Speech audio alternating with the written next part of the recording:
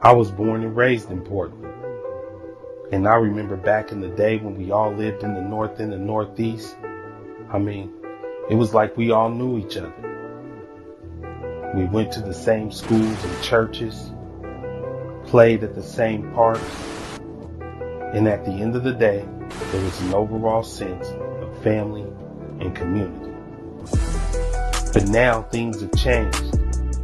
We no longer live in such close proximity. We've been spread out through gentrification and the overall growth of the city itself. So when I talk about Black Portland, I'm talking about a movement to celebrate each other, a movement to reclaim our identity and make our presence felt in the city of Portland. Yo, what up, everybody? How you doing? This is I'm Adrian Wright. I'm the admin of the Black Portland Facebook group, and I want to welcome you all to another edition of Black Portland Live. We have a special edition today. It's the Natives and the Transplants. I did originally call it Natives versus Transplants, but I got a lot of flack for calling it versus. I wanted to keep it a little more cool, and we will get into that conversation soon. But first, I want to bring the mods to the conversation. Well, my friends to the conversation, actually. We start with Zai Ku. What's going on with you, Zai? How's it going, guys? What's going on with you, man? How you been? I've been good, man. I got a bone to pick with you about Kendrick Lamar, but maybe that's a whole nother. We're gonna have to do a whole nother set on that one. Yeah, I figured you had something to say about that. I don't know why everybody be going real wild on you though. Like just so Because people love Kendrick, bro. People love Kendrick. And I don't love him. I think he's good, but everybody's like, "Oh, he's the greatest." And I'm like, "Yeah, he alright," But people don't hey, like that. Good Kid, Alright. Mad City, one of my favorite all time. That is Me, that's my favorite all time. That's an amazing item. Amazing item. That's an amazing album. I remember when he first blew up. Like I listened to before he blew up. I listened to Section 80. And I like Section 80, and then Good Kid, Mad City. I don't know, like since I want to say since then, but like his music has always felt underwhelming a little bit to me. Like everybody's like, oh, it's the most impactful stuff. But I think the only album that really, really hit for me was Mr. Uh-huh. Morale and the Big Steppers. That album, front to back, is insane. I'll say Good Kid, Mad City for me, just because I'm real on that West Coast gangster, just rap. That's what I grew up on, and to me, it was like the evolution. It was like an NWA. Like it had that whole feel. You know what I mean? It Hmm. brought me back. It felt very nostalgic. What's going on with you, Daryl? Daryl Ramsey is in the building. What's going on with you, Hey, brother? what's up, y'all? Not much, really. Just getting ready for the holidays now. Excited to hear this conversation again tonight. Yeah, but everything's been going pretty cool in spite of, the crazy things that have been happening in our world that I'm watching happen in our world. Yeah. Yeah, we can have a whole nother one about that too. You know what I mean? So many topics to cover, man. I know I'm saying I want to do the Black Portland Lives more frequently. Unfortunately, man, it's just hard. You know what I'm saying? I see Shawnee D. I see you in the comments of the Facebook group, but I don't see you in the StreamYard link. You got to go to the StreamYard link that was sent via email to join the conversation. So hopefully you got that email. It's also in our group chat that we made for the event.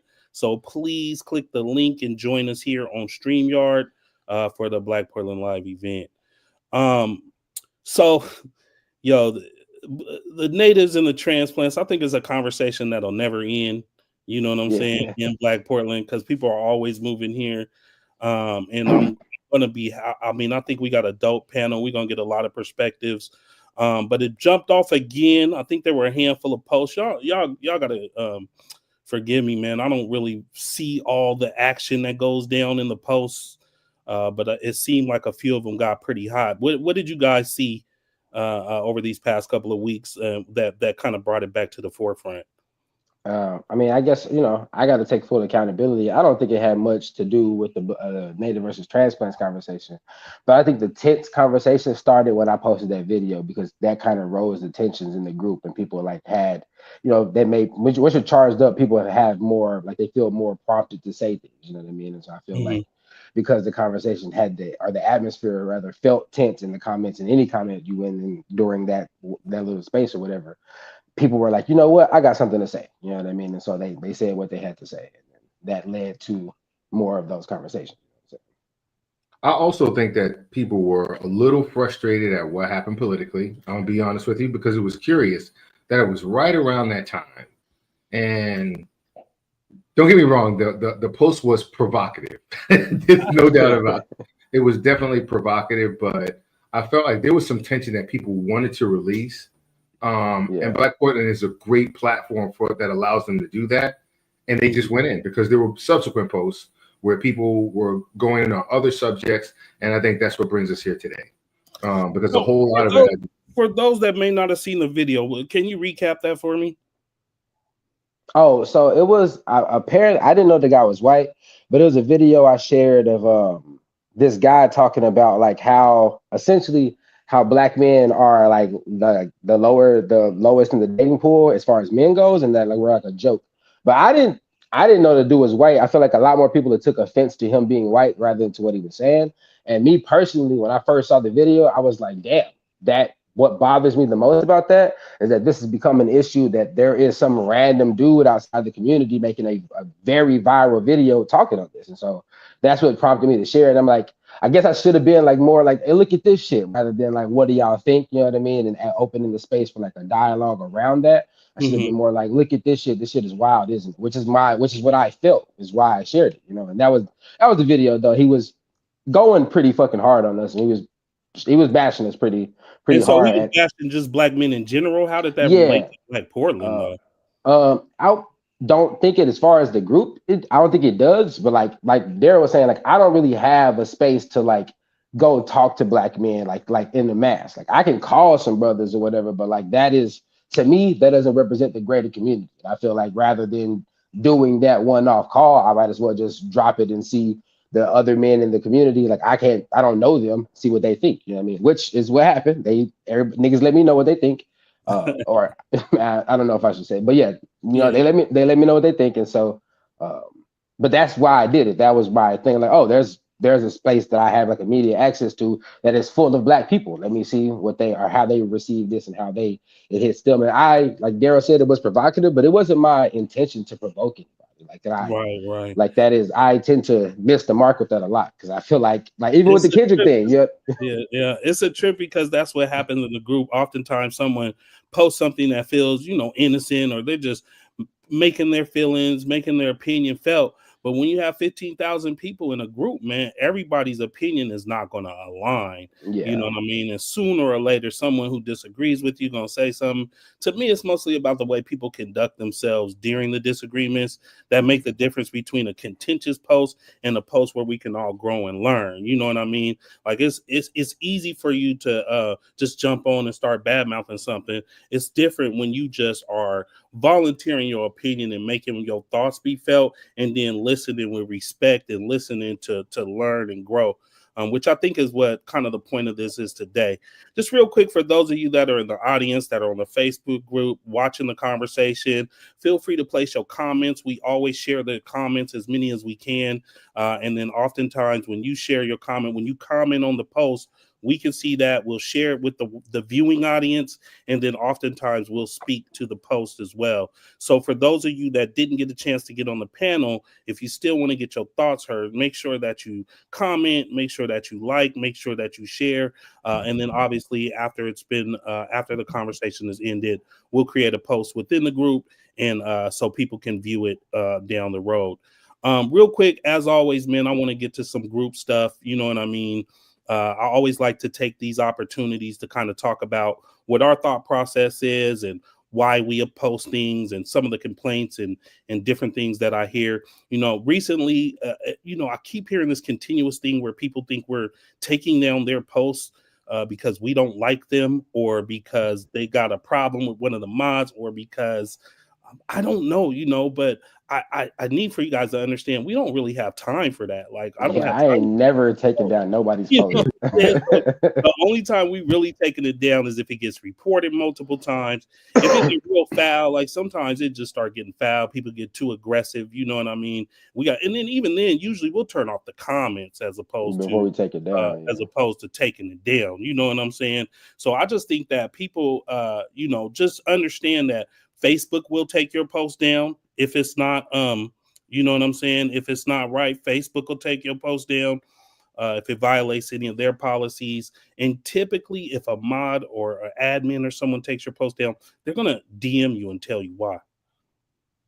Mhm. The other thing is that if you have any of us blocked, we will not approve your post. If you have any admin or moderator blocked, or if you have your settings on private, the post will not be approved. It's just because we can't see it, so we can't vet it.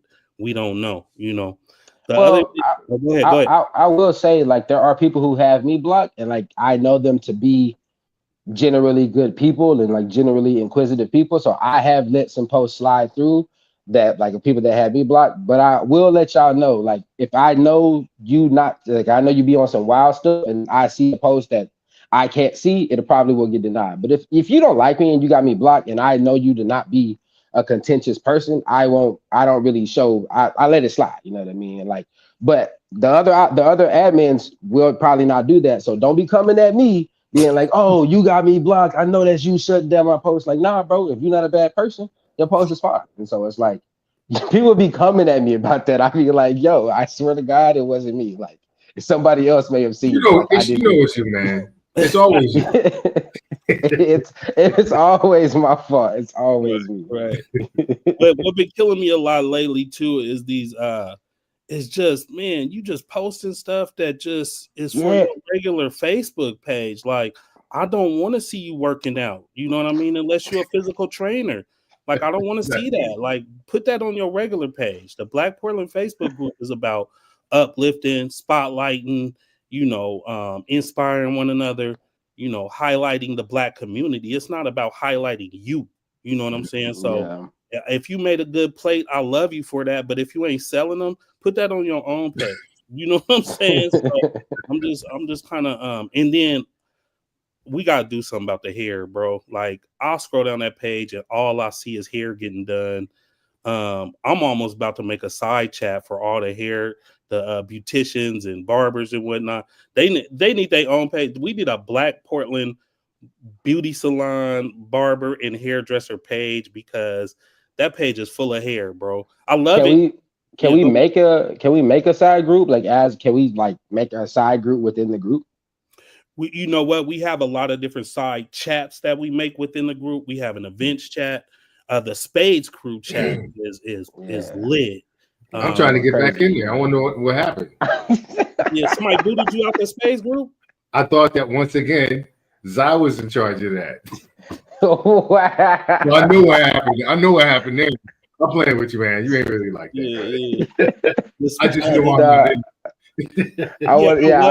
I love those side chats. I just think that people need to understand that they are specific to the topic, because somebody posts events in every chat, you know, every time. And so I don't think people really know how to use them quite yet. But I do think that also, and I know I brought this up before, bro, and I know I keep saying I'm going to do it, but we need specific days for specific work. Like, Monday is for Make Money Monday. So if you a realtor or I don't know, you know what I mean?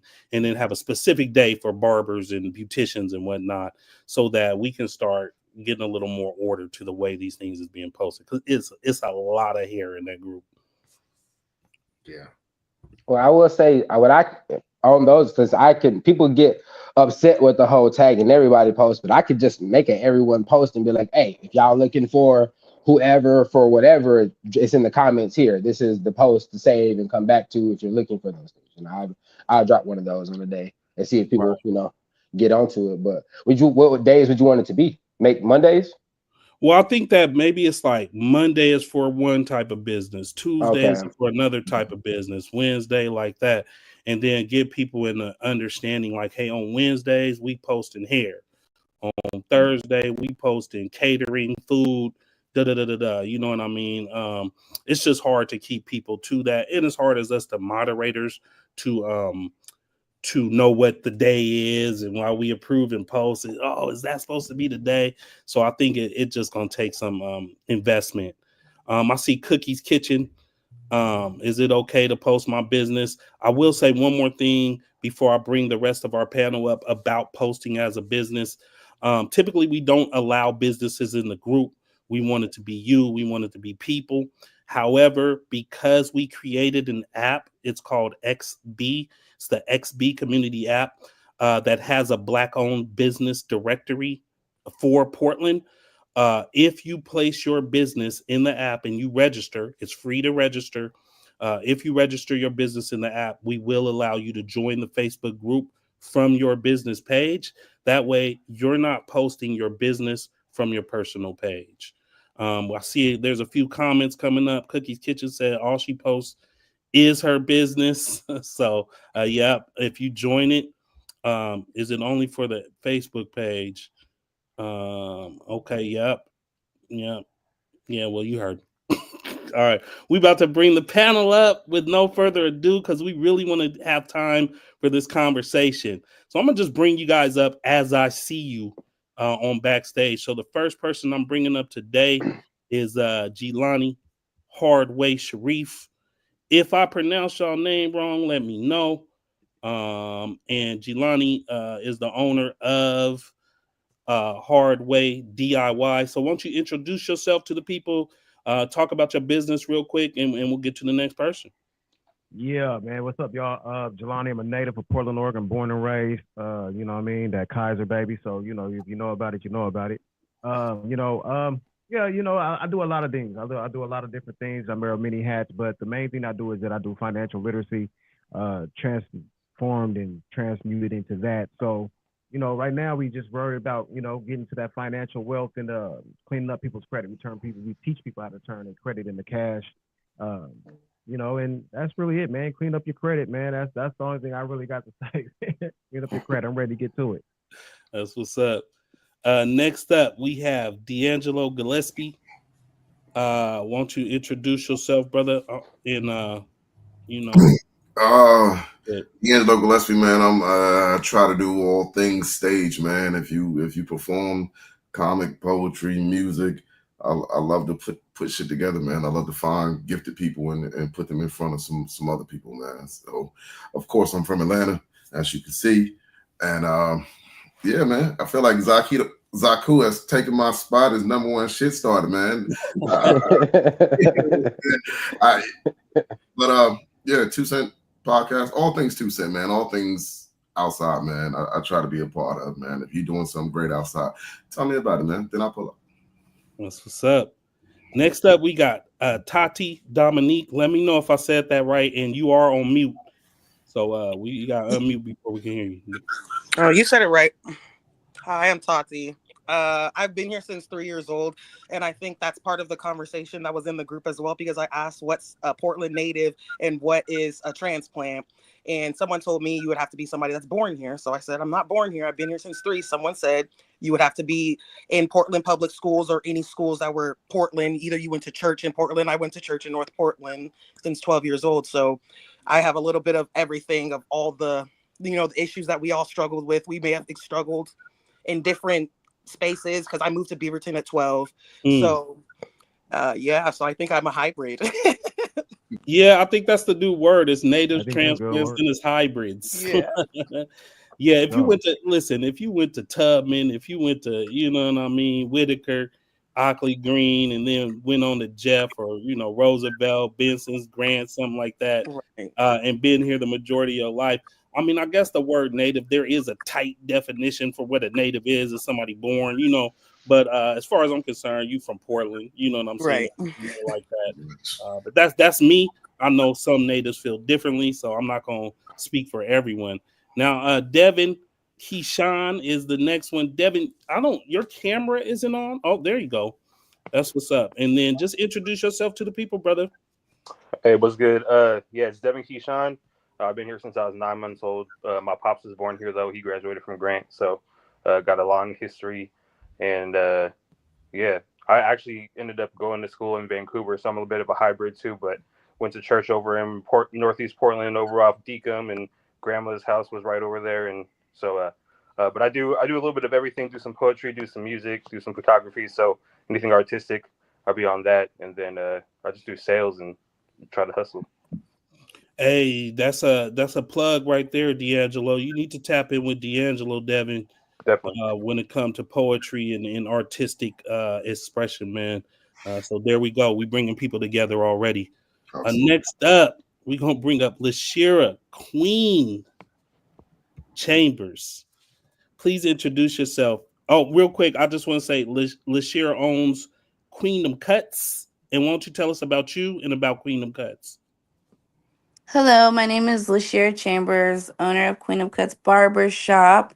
I am the only Black female owned barber shop in Portland, Oregon. I came here about 15 years ago.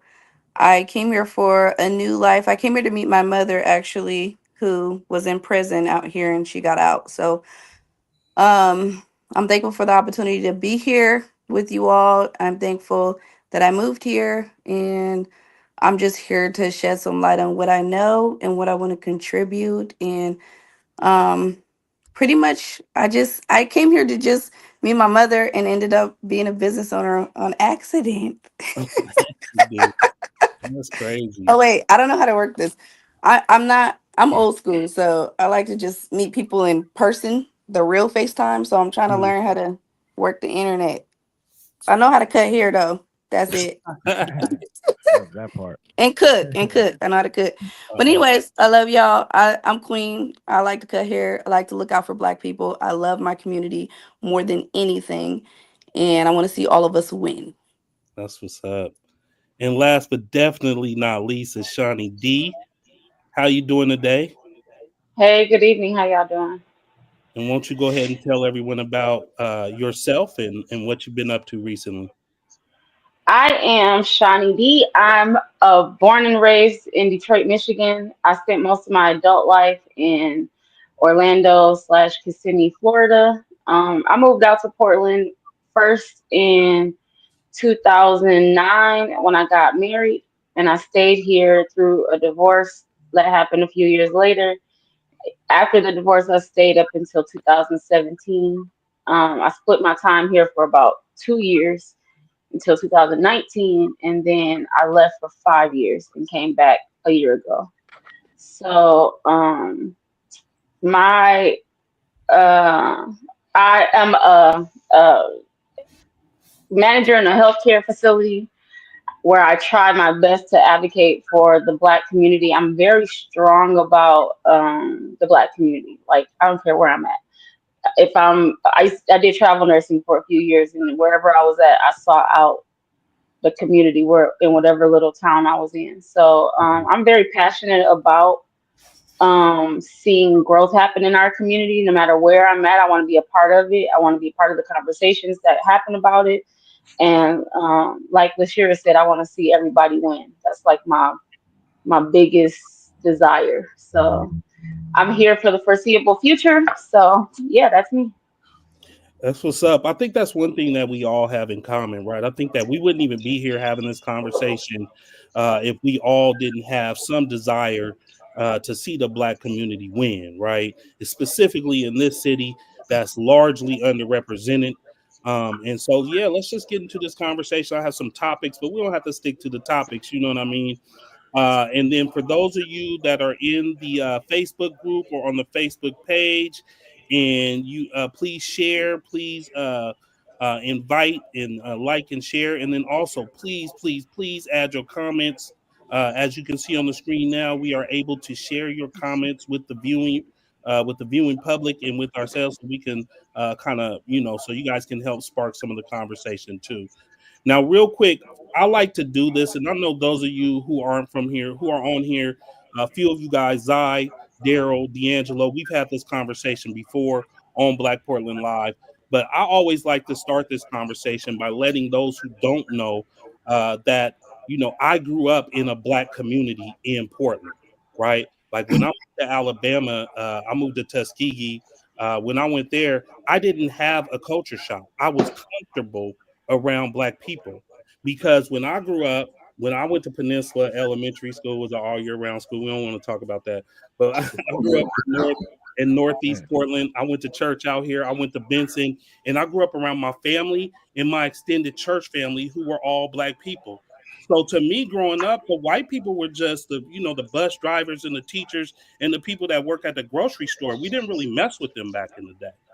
You see what I mean? And so what happened is that, you know, the scourge of the crack epidemic, the LA gang culture, infiltrated North and Northeast Portland. It fractured the foundation of our community. Meanwhile, you know, the city had plans for us. You know, they had plans for the city actually that didn't include us. They ended up redlining. They ended up, you know, offering Section 8 You gonna plug outside it up? the center of the city in Gresham, Beaverton, etc. And over the years, we've been spread out and we've kind of been dispersed. If you add the Clinton crime bill, for some people, it was 3 strikes and you're out. In Portland, it was called Measure 11. They arrested all the black folks. I never joined a gang, but because I grew up with 11 became gang members, I was automatically made a known gang affiliate and was treated as such, right? And so when you see new seasons on Northeast and you see all that, those are places white people wouldn't even go.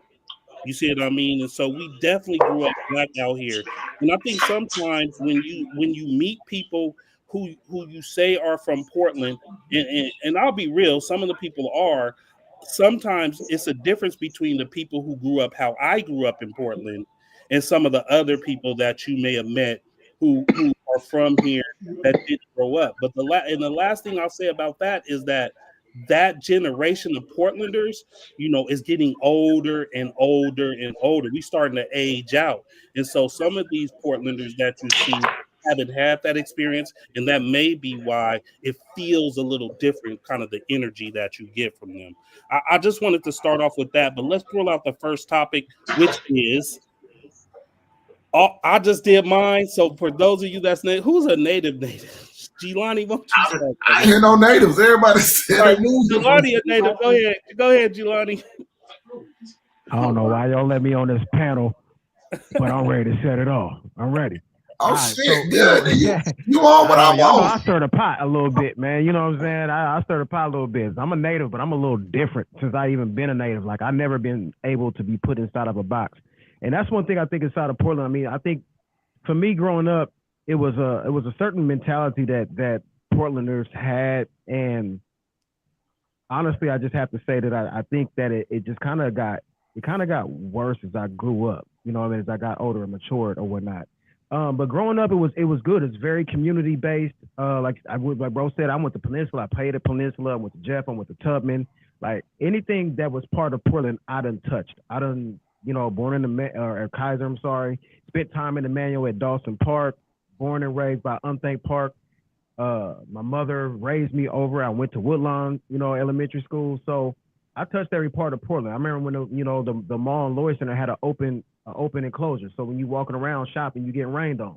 So it ain't too much that you can't really tell me about Portland. So, you know, when I grew up though, it was very community based. Like I said, like, you know, over at around the Unthank area in Boise Elliott, a lot of those families over there, we really was considered family, even though you was not family. And it kind of sucks because our kids got migrated and pushed out to where they don't have that close knit kind of community. So, you know, I still got people that I call cousins or relatives or family members that's not really, you know, typically blood, but you can't tell us anything different. And I think today, when I say the mentality is because a lot of people now, these children don't have that.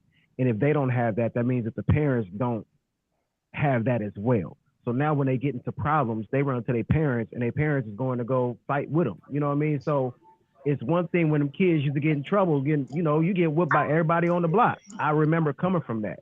And I know that things change along the lines of, you know, getting older and growing up and stuff like that. But, you know, growing up, it was cool, man. I wouldn't change it for the world. It just kind of sucks that these children don't have that now. And honestly, that's one reason why. I don't know who said they from Atlanta.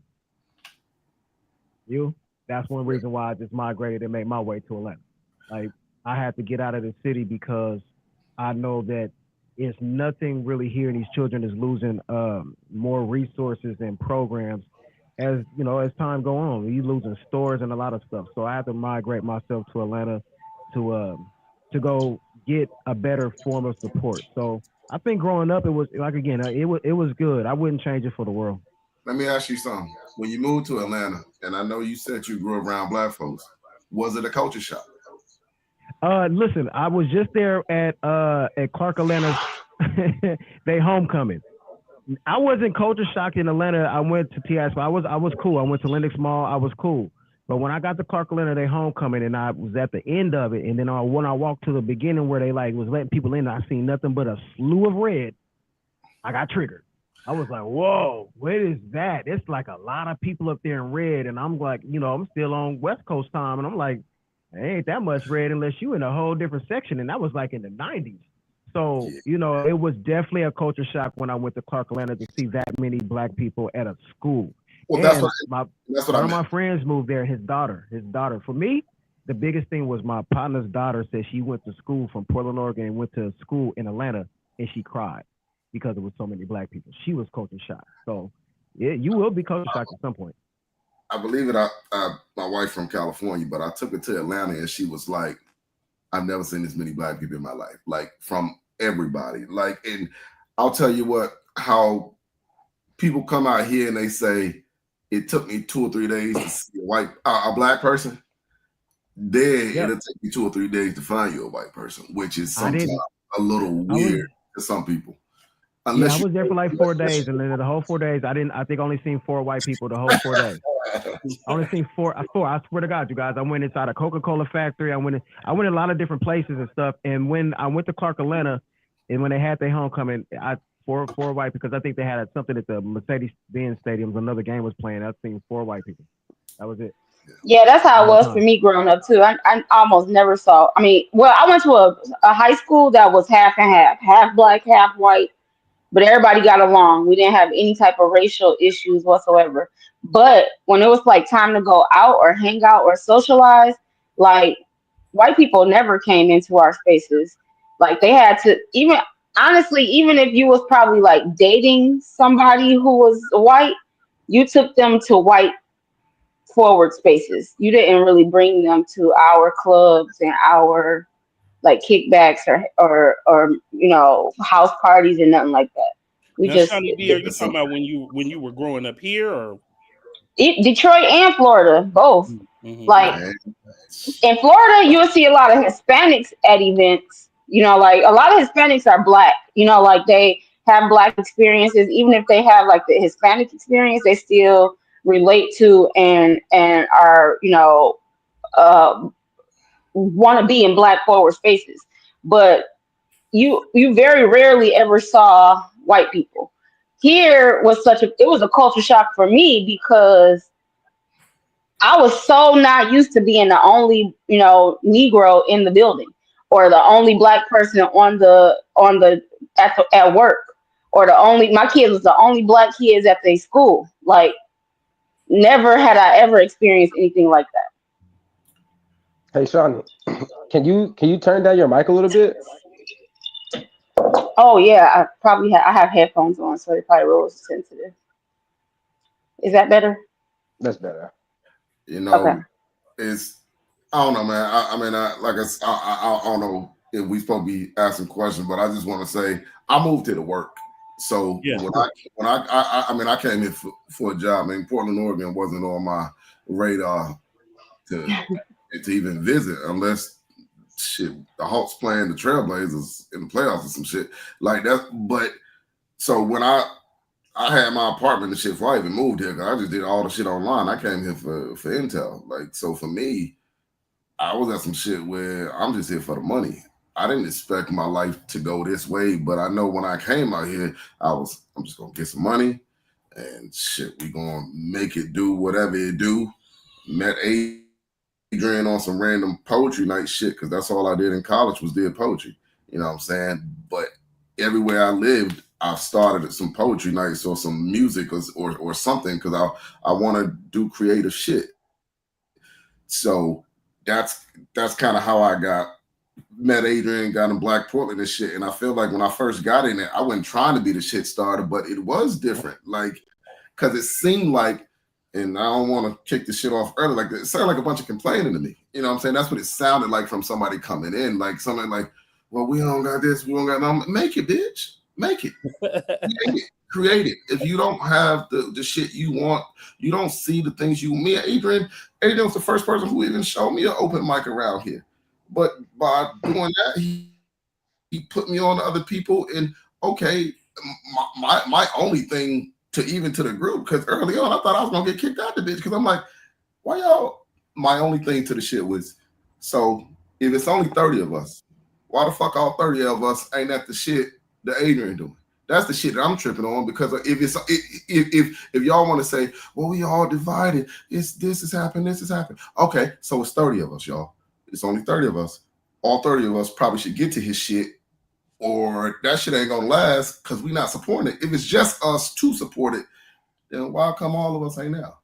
Like, and then when I say shit like that, then motherfuckers start calling me Zion. Not just fucking around. I know I look like a ghost right now, but let's get a couple people. Devin, let's hear from some of y'all we haven't heard for a while. Get my camera right.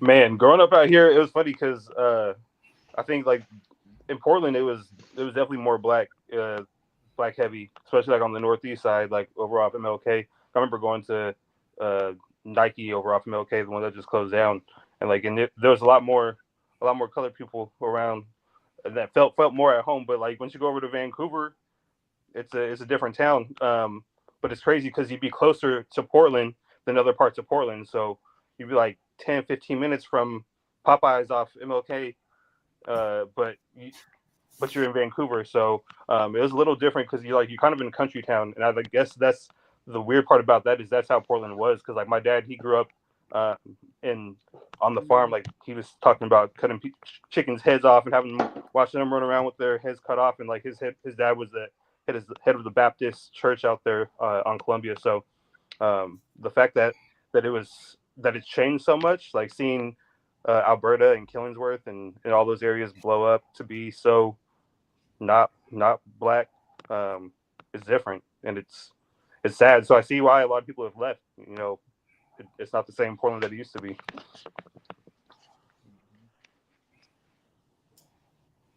It seems like you're muted, Adrian. I knew that. But before we go to the next person, Renata chimed in. What's up, Renata? That man, love you, girl. She said, I did not know Portland was so white until I was an adult. That's how black my neighborhood where growing up was here. I think a lot of people that come here, we feel bad that y'all didn't see that, because you had this perception of how Portland is and who we are. And I'm just telling you, like, it just wasn't like that. Like, I used to, when I went out and people was like, there's black people in Portland, I'd be like, what you talking about? Of course there's black people in Portland. What do you mean? Not realizing how white it actually was. But let's go to Tati, and then after that, let's do Queen so y'all can get in. Okay, so like I said, I got here at 3 from Los Angeles. My mom wanted to get away from the Watts area because my father was a gang member and stuff, and he was trying to encourage my brother to get into that crowd. So my mom just took us all over to Oregon while she was pregnant with my little brother, and just made something out of nothing. And I went to, like I said, I went to church in North Portland up until 12 years old. So I do remember way before gentrification, like we would always go to Jack's Chicken. We would always end up at the convenience store. Everybody was there. We would always see each other in North Portland. And then I go over to North Portland a couple years ago when I was caregiving during the height of the pandemic. And it's so different. Like the buildings, the people that you see, it's not the same anymore. And then like the energy that these people give off is as if you don't belong there. When I've been there since 3 years old, and it's kind of crazy. It's like we don't belong when we're the ones that created, we created this city. Most of the cities. I hate to cut you off. It's funny you say that though, but I was just in St. John's. I got that same feeling. Like I was in St. John's, they was looking at me like I ain't belong there. I'm like, fool, do you know? Right. Yeah. I'm sorry. Go ahead. Right. And I went to Portland Public Schools up until 12 years old. So I got a bit of both. So, and then I ended up going to Beaverton School District at 12 years old. So that was the culture shock for me, since I don't remember moving to Portland. So going from Portland Public School to Beaverton School District was a huge shock, because I did grow up with my skin tone, grew up with all people of color. I barely even saw white people when I was going to school, like Robert Gray, Wilson High School, Hayhurst Elementary. Even though that was Southwest Portland, we still saw ourselves a lot, and we were able to have friends like that. So when I went to Beaverton School District, it's predominantly white. There's racism, bullying. I'm sorry, I almost ended up in like jail in school because of these kids targeting me, kids calling me grown ass man names because I'm 5'10", and not many not many women are that height. The average height is what, about like 5'6", 5'7". So I'm over here being targeted for my skin tone, and it was just crazy. Ended up having to move schools, but I eventually made it out, and I'm glad that I did. And I did notice there was some gentrification with the school district in Beaverton School District as well. So they changed the boundary lines, and now a lot of people are mixed in with each other. I don't see too much of predominantly anything now in the Beaverton School District area. What about you, Queen? You've been patiently waiting. What you got to say? What was the actual question? Since you're kind of a hybrid, right? So it's kind of different for you. But the question, the subject right now is, I think I'm a transplant. That's what they call me. So what I was don't it like know. I moving didn't to go to school Portland? here. How are you feeling dealing with how are you dealing with the culture shock, or did you feel culture shock? And So it's on the first, screen. so I come from Seattle, where it was mostly a melting pot, just like anywhere else. We were kind of a mixture of everybody, and we all got along. When we were like a family. Like the Asian culture is different out there. We're like family. I call the Asian aunties, I call them auntie. Hey auntie, what's up with it? At the swap meet. Well, I'm from Seattle, just so we're clear. I was raised by people that were displaced from California, from Oklahoma, from Denver, from different areas. So I was raised by older people and gang members. But um when I came to Portland, I didn't think that Black people were here at all. And when I would go to job interviews, they would be like, "Have you tried Northeast Portland?" And I'm like, I didn't know where Northeast Portland was, because at the time I was in the numbers, but it wasn't the numbers at the time. It was just like Gresham or something. I'm not sure. I think it was Gresham, but it was a lot of Mexicans out there, so I just thought I lived in a Mexican state or something. I don't know. I was just chilling. And then I heard about Northeast Portland, so I ended up going to Northeast Portland, and I was excited. And I was like, bro, I'm never ever leaving here. I went to the Safeway. I was like, yo, that's the blackest experience I've ever had in Portland, and I loved it. So me, I love Black people, so anywhere is like real Black-ish, that's where I'm gonna be at. So once I found Northeast Portland, I was like, bro, I never want to leave here. So I ended up getting in with the people here. But anyways, I was on like 162nd. I moved to 162nd and like Stark. It was real kind of Black over there, which I was happy about. But I wasn't so much shocked about white people, because I understood how white people operated. I was mostly shocked by the lack of love that I received from the people that looked like me. So where I'm from, we all speak and say hi when we see one another. And so I speak to everybody. One thing about me is I don't care how other people treat me. I care how I treat other people. Hmm. So I'm a solution based person, meaning if I don't like something about somewhere I'm at, I'm gonna change it. That's just period point blank. So that's why I built a barbershop. I said, where do Black people be? Churches or the barbershop. So I had to be a preacher or a barber. You know what I'm saying? So I was like, cool, I'm gonna be a barber. Cause I bring the word, but not on that level. So it was like, okay, I'm gonna be around Black people all day, and I'm happy. I just want to be able to, um, I just want us to love each other more, mostly. And so I'm not shocked about white people. I know how they move. I was raised around white people. It's you have to deal with them strategically, because I don't want to get into all that. The whole thing is, I wasn't shocked. I just was shocked how my people treated me. I was not shocked about white people. I know how white people move. So if you know how somebody moves, why would you even allow yourself to be bothered by how they are? How are you? Okay? How are you conducting yourself? How are you treating people that look like you? How are you? Are you taking care of Black people? Are you saying hi? Are you being kind? Are you forgiving? You get what I'm saying? I don't care about how no white person moves. I'm not white. That's what I Hey, would so have said. let me hear from some transplants that came here and did feel weird about the whole situation, because I feel like you guys was all well rounded. Y'all came here, it was no problem. I'm saying, like, but in the group, I mean, it gets on blast all the time. Like, Black people are whitewashed here. Black people don't say That's hi. I feel like you're talking to me. Oh no, think I other don't know, but people- I don't know. I didn't know it was you, but so I'm gonna stick with I you. didn't know it was you. What is your overall perception of the Black culture in Portland? I would prefer it be someone who wasn't from here or haven't been here for long to come up with that. Go for it, Zion. Yeah, I guess I would say I've been here the shortest amount of time because I moved here in what 2020, I think it was, right before COVID hit its peak. So I guess like March 2020, um, and it wasn't so much how to say it wasn't so much like oh black people are whitewashed. I just didn't see any black people, and then when I did meet black people, like it was like I guess I wasn't the type of black that they like. I don't know.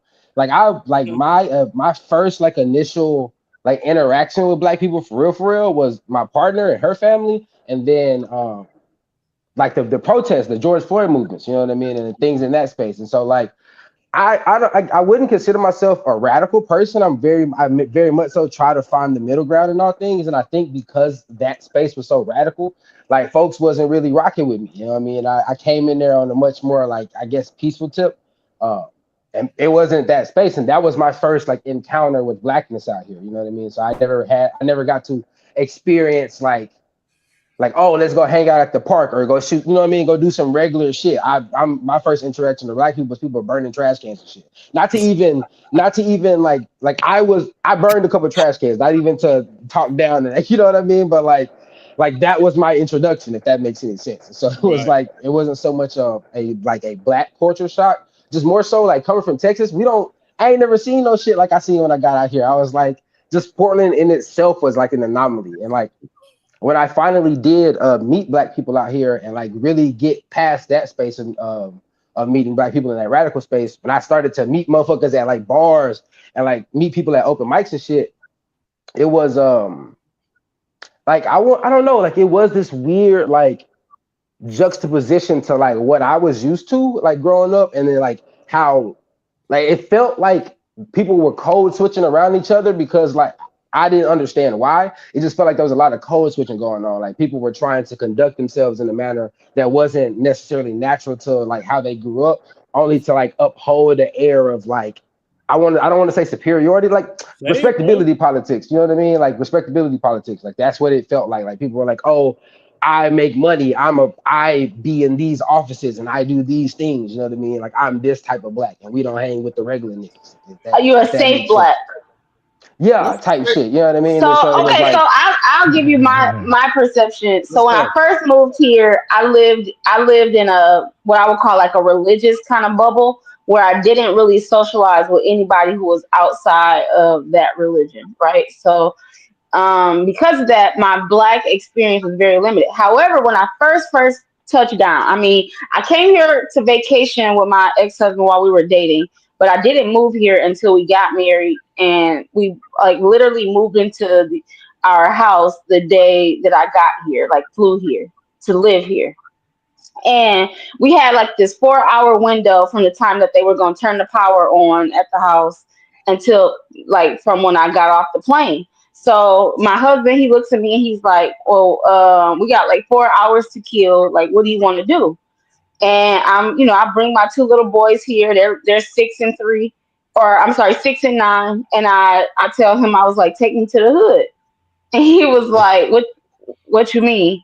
I was like, like take me to the hood, like take me to the black hair salon, black barber shop, take me to the black beauty supply store. Like I gotta I'm go get sorry, some what products and year all was of this? this I'm stuff. sorry. What year was This this? was 2000. This was 2010. I came Okay. to visit in 2009 and 2010, but Okay. again, I was in that little bubble, right? So Yeah. I didn't really experience the community. And so when I moved here at the end of 2010, first permanently, that was the first thing I said. Like when he asked me what I wanted to do, and he was like, "Well, this is like at the height. I would say the height of gentrification. Like he had really just." Really changed the northeast side, and it was no longer the black community that it used to be. And he was like, well, we don't really have that. So first he took me to Sally's, and when he took me to Sally's, I went in there and I asked for specific products, and I kid you not, she was a white girl. She was at the register. She said, "Oh, that's gonna be in our ethnic aisle," and I was like, "What? Your who aisle?" She said, "Our ethnic aisle. It's like the back of row 5. I'll never forget this." And I was like, "Your ethnic aisle?" And I walked right out of Sally's and went right back into the car and was like, "This is not where I needed to go." Tell me where. So he eventually did take me to Geneva's, and Geneva's was still open at the time, right? It's the barber shop and the hair salon. And I found the people who I needed to find, and those ladies inside the salon told me where to go. It was the one Medicaid that was the only Medicaid that was open on MLK at the time. They sent me, where I need to the right place. But that's just how shocked I was. So then after I got divorced, like I was a housewife the entire time I was here. So again, I was in this little small bubble, never really experienced the community. But then I started to work out here. And in my job capacity, I'm often either in nurse management, or at that time I was a charge nurse, but I did travel nursing. And so I would go to these facilities who have never seen, it wasn't even enough black nurses at the time to open up a black nurse association in Portland.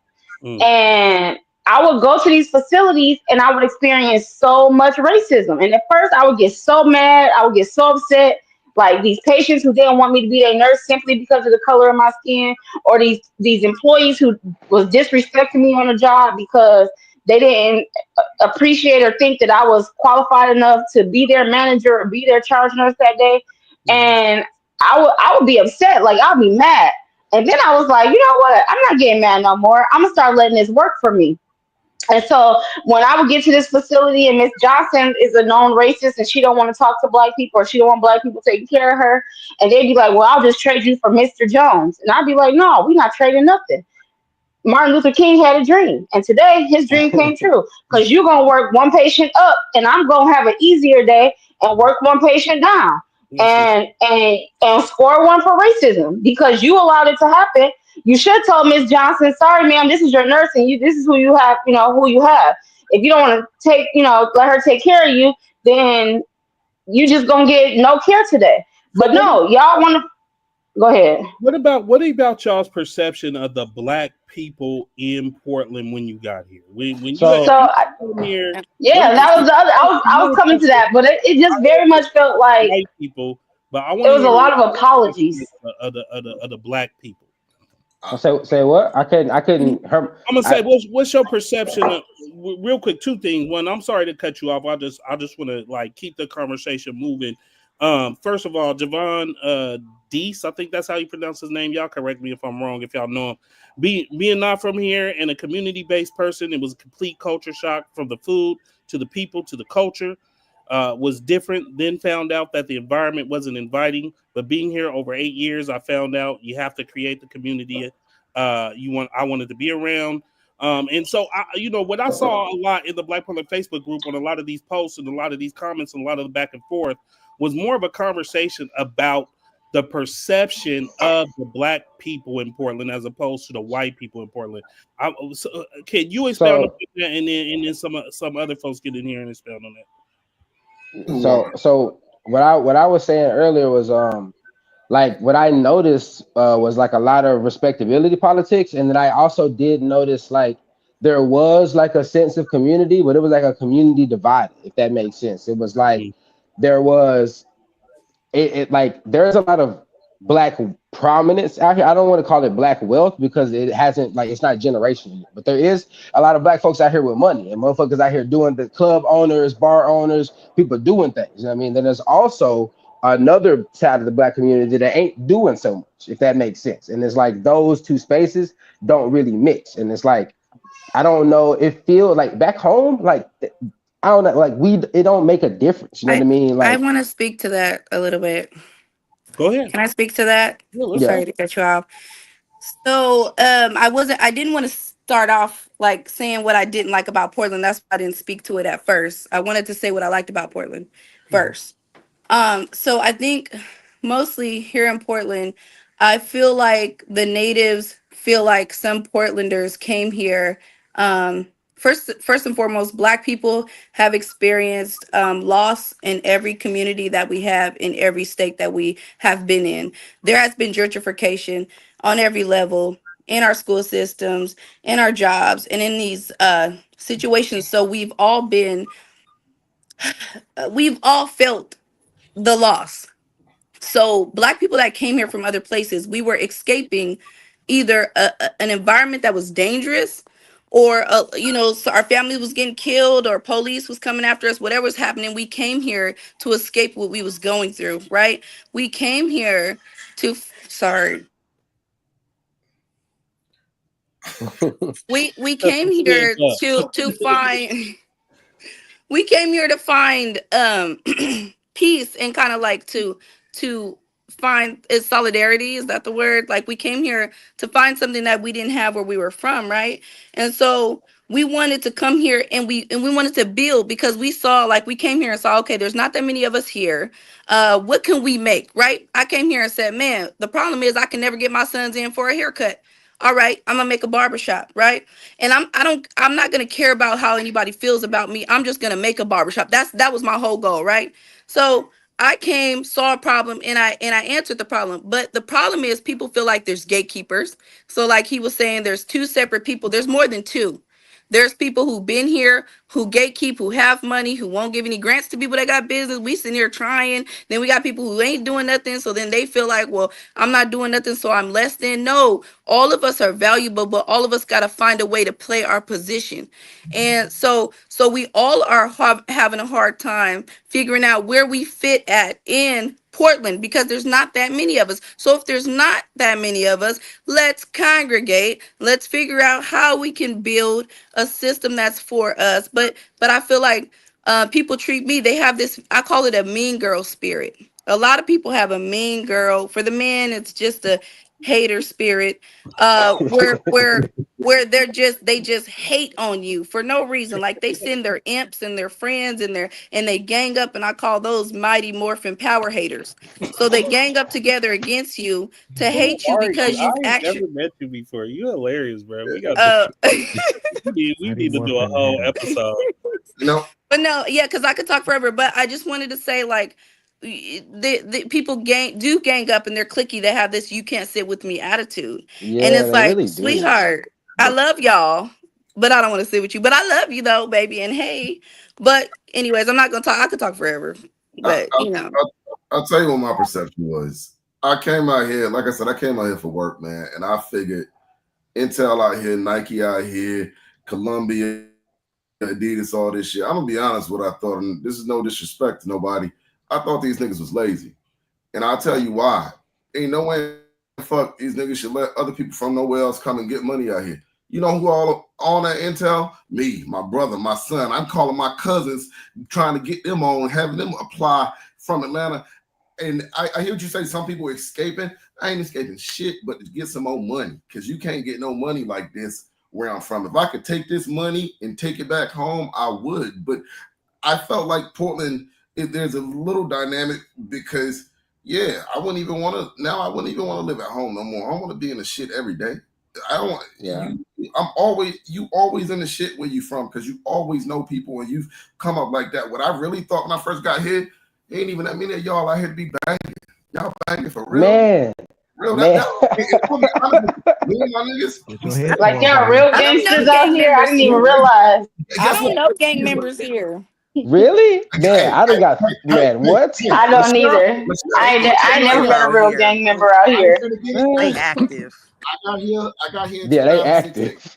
I'm not finna jump on that because I don't have real problems out here. I can't say stuff like that no more. But I would just want you to know, when I first came out here, I was like, y'all banging in Portland? Get out of here, man. I can't take y'all niggas seriously. Cut it out. I said the same thing. Like, y'all not no real gangsters. Shut up, sit down. You're from Portland, Oregon. No. With They- them, I'm not saying that shit no more. Renata has schooled me. They active. They active out here.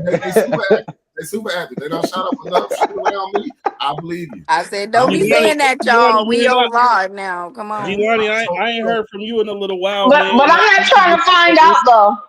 I Shawnee, say all turn that to your say, mic down, please. Let's I, let Jelani cook in, man. I somebody know you've mic is been hot. listening. go ahead. Huh? I know you've been mic is listening, hot. brother. Yeah. I'm staying out the way though. That's all I'm saying. I'm staying out the way. Am I loud? Because my headphone is right here. No, you good. Jelani, you hearing us, bro? Yeah, man, I got to listen, man. Listen, being from here and then talking about business, one thing that I realized since I've been doing business and helping people structure their business to get business funding and stuff, I think I don't know if it was in Black Portland page, but I think it might have been. No, it wasn't. It wasn't. But I think somebody actually dropped the link in the Black Portland page. And what I want to say is that people here, we are really behind the ball just as far as business. What I mean by business too is that the mentality of a consumer versus a business owner, right? Because when people make a post, like I might make a post, right? And I will tell somebody about a product or something like that and say, I'm gonna jump in your DM, check your DM, right? And people typically that I've seen a post and somebody got irritated about that. And I'm gonna tell you guys 2 reasons why we do this. It's 80% of business is psychology. The rest is just your product. Because 80% of that is I have to convince you why my product is even worth buying and purchasing, right? People do business with people they like, know, and trust. But when I see people question, I just so irritated about that. That irritates me. 1, 9 times out of 10, all those people that's even irritated ain't even gonna purchase the fucking product any damn way. So you're a bunch of looky-loos.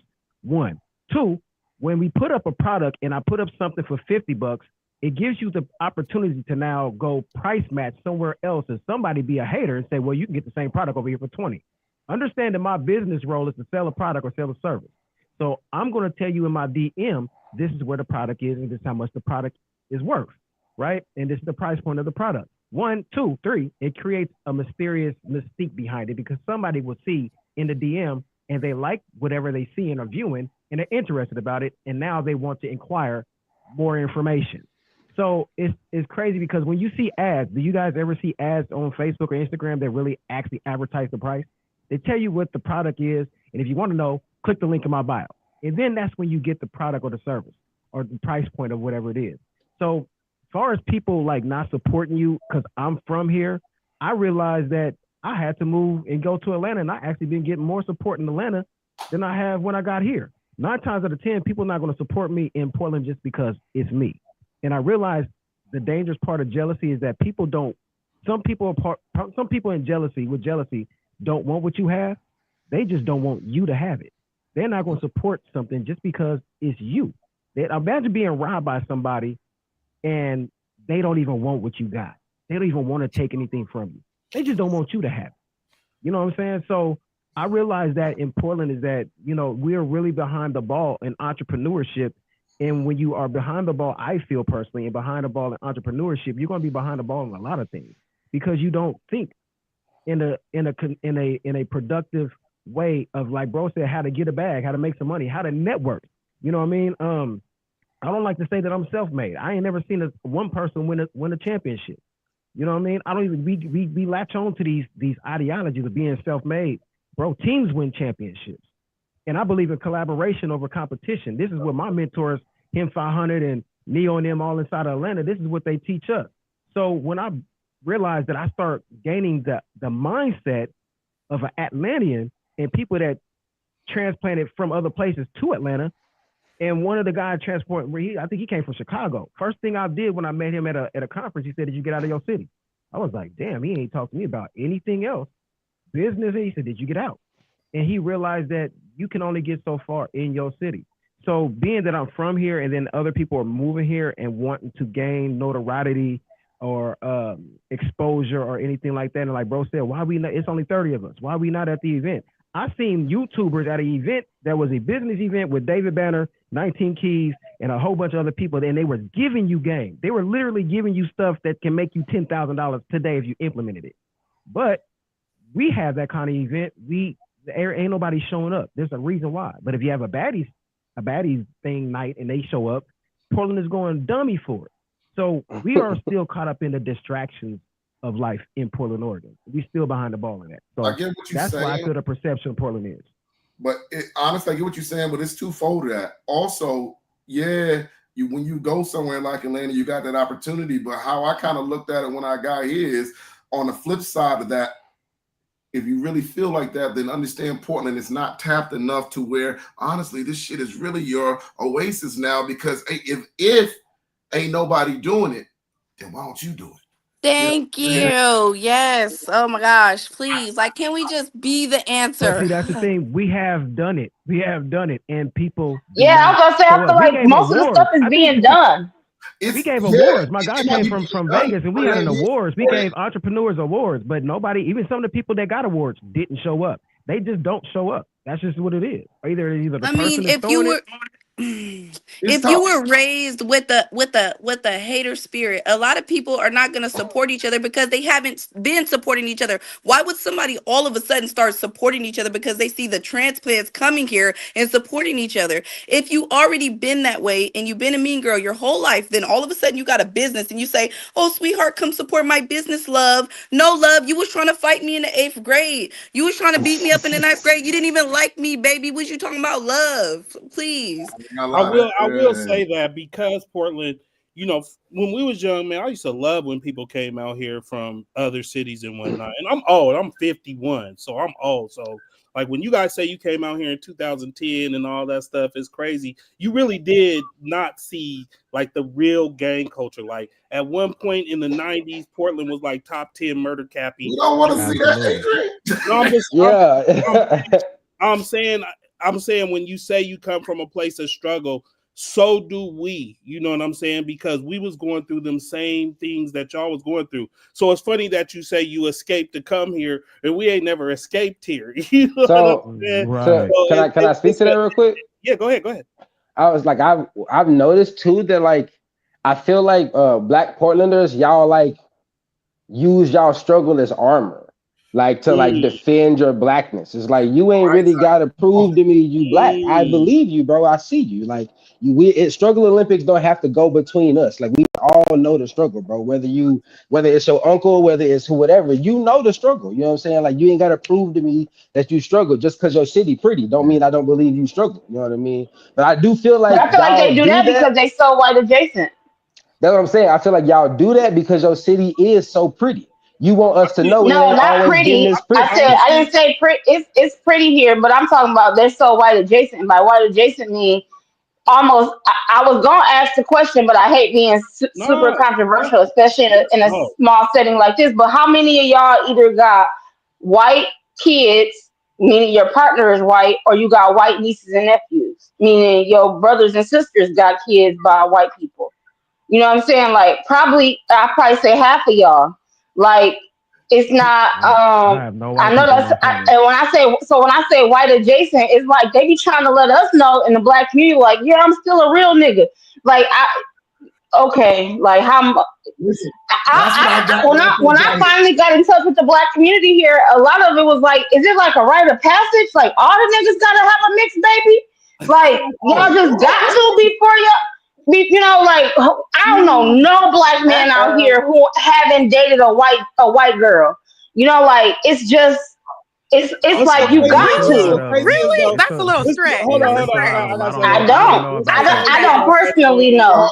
White what's people so didn't. crazy about though White that girls is didn't that date us cats in be Atlanta, coming out but here I for guess if gas they Who, would money have been, okay, wait, and it's booty five and stuff men like on here. that. How many of y'all got white kids or not black kids? Hold No, I have on. all Hold my on, wait a family. I have minute. Or no a white not people in black my partner? family. I If My got we kids are one, gonna black. but talk about All my staying kids up are and black. doing See? with it, I used to, but but No, there's I'm too talking many of about us just the I talking. don't do it like men. that. It's There's too five many men of us on talking here. over How each many of other. y'all got not black partners or not black, not, when I say not black kids, I mean like not two black parents. No, Me. not I none got of my one, and My my kids are kids are partner's black. white. black. But I just want to say that we're all talking You over each said other, your and that's a partner is lot of what? noise. I say I might be the only one that don't got that my wife is white. Your Out of wife is all these white people. not and cool. Zai, what's your, My girlfriend is white, and I have a half white son. and what about you, Daryl? My girlfriend is black. She grew up in Okay, and then what about you, sir, from Atlanta? My Yeah. wife is black. She light skinned. Okay. Hold on, So, next. but let's wait. That I So don't hold on. light Let me go back. skinned, Let me go back. and then friend right here with the colorful background. What about you? My wife is black. Okay, so three So, out of five of y'all, or two out of five of y'all got This what I'm kind of what I'm talking That's a about. decent answer. Y'all So, so white adjacent that when y'all get with us, y'all be trying to make us realize how black y'all are. Adrian, let her rock. It's like we know y'all black and we accept how white adjacent you are. So when I say stuff like whitewash, I don't mean that as an insult, but y'all have had to learn how to navigate white spaces so much more frequently than many of us who came here. Let me shoot my partner some bail here. I think that's more of a proximity thing than it is. Because I'll be honest with you, when I moved out here, listen, I'm out here fighting the fight. I got 3 sons. I don't want none of them to marry white girls. Sorry. When I first moved here in 2016, I wasn't married. I was very single, and I'm gonna let you know these white women, boy, they aggressive and they own it, and they own it hard. Okay. And they relentless with it. So. Coming from where I'm not saying the reason why. I had never even had a white girl say something to me, so I was like, "This is." Yeah, I don't feel like Shawnee trying to disrespect nobody. She just saying. No, I'm saying it's also a numbers thing. When you're surrounded by a bunch of white people, you're gonna accept and start to adapt to their ways of life, and I think that's part of our problem. People who not used to this many white people, that's kind of part of our problem. Like y'all have learned to adapt over years, and now that they have infiltrated your neighborhood, you've had to learn to adapt to a degree that's like a culture shock too. Let's go with Daryl. Your environment is always stronger than your nature. We have adapted an environment to the environment. Wait, I want to hear whoever's saying that. Hold on, real quick. Daryl was trying to say something. He haven't talked the whole time. Let's give Daryl some space. No, but I just want to say that we know that people do adapt to the environment that they're exposed to, right? What I feel like you're saying though is that there aren't any black traditions that people hold on to here that still give you a sense of community. That's what I kind of hear you saying, because you're saying that they're so white adjacent that they don't really, embrace the culture. So is that what you were saying? No, I'm saying that we understand. Like, I think y'all be trying to sometimes overkill with how y'all deal with black transplants. Like, y'all so stuck on who y'all knew from elementary and high school and this and that. And so because of that, you're not real. It's not always a welcoming space to people who are not from here. And a lot of that is because you all have seen your neighborhoods destroyed, the redlining, all of those things, and you have also had to get a culture shock yourself. I just see somebody in the comments say they didn't even know this many white people existed in Portland until they became an adult. That's how black their community was back in the day. And now you all are culture shocked because we're so spread out. Y'all don't necessarily have that same sense of community that you used to have. And so I think y'all have, I don't necessarily know what the traditions were that you used to have, but I think y'all have traditions as far as the people that you know and the way that you look at and view your community. And because you have had to navigate white forward spaces so much, you start to lose national black traditions, like that national black camaraderie where you should be able to go anywhere and like do a head nod and say hello to any black face you see. I do that. I just want to speak to you understand what I'm saying? I don't remember that. No, I totally understand what you're saying. I think we went. First of all, let me get to some comments real quick because we had a lot. I've been on the block in Peninsula Park since 2002. The violence was real. I only caught the tail end. I've been here since 82. I've done it all. Now I'm legit. I agree and admit about the mean girl hater holding the grudge since grade school on behalf of their cousin vibe in this town, which is something that was brought up before. I just want to know why folks come here and expect where they came from to be here. I hear that a lot. Where the cat? Why y'all don't know how to eat no neck bones and all this kind of stuff? It's like, dude, what is you talking about?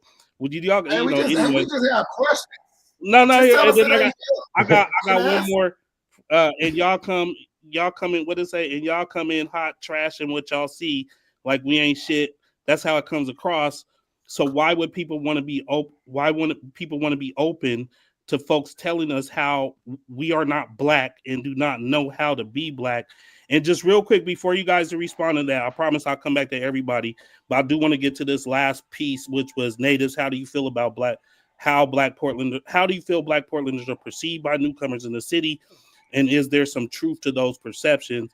I feel like me and Jelani the only Black like super natives in here. So Super natives. I will say this.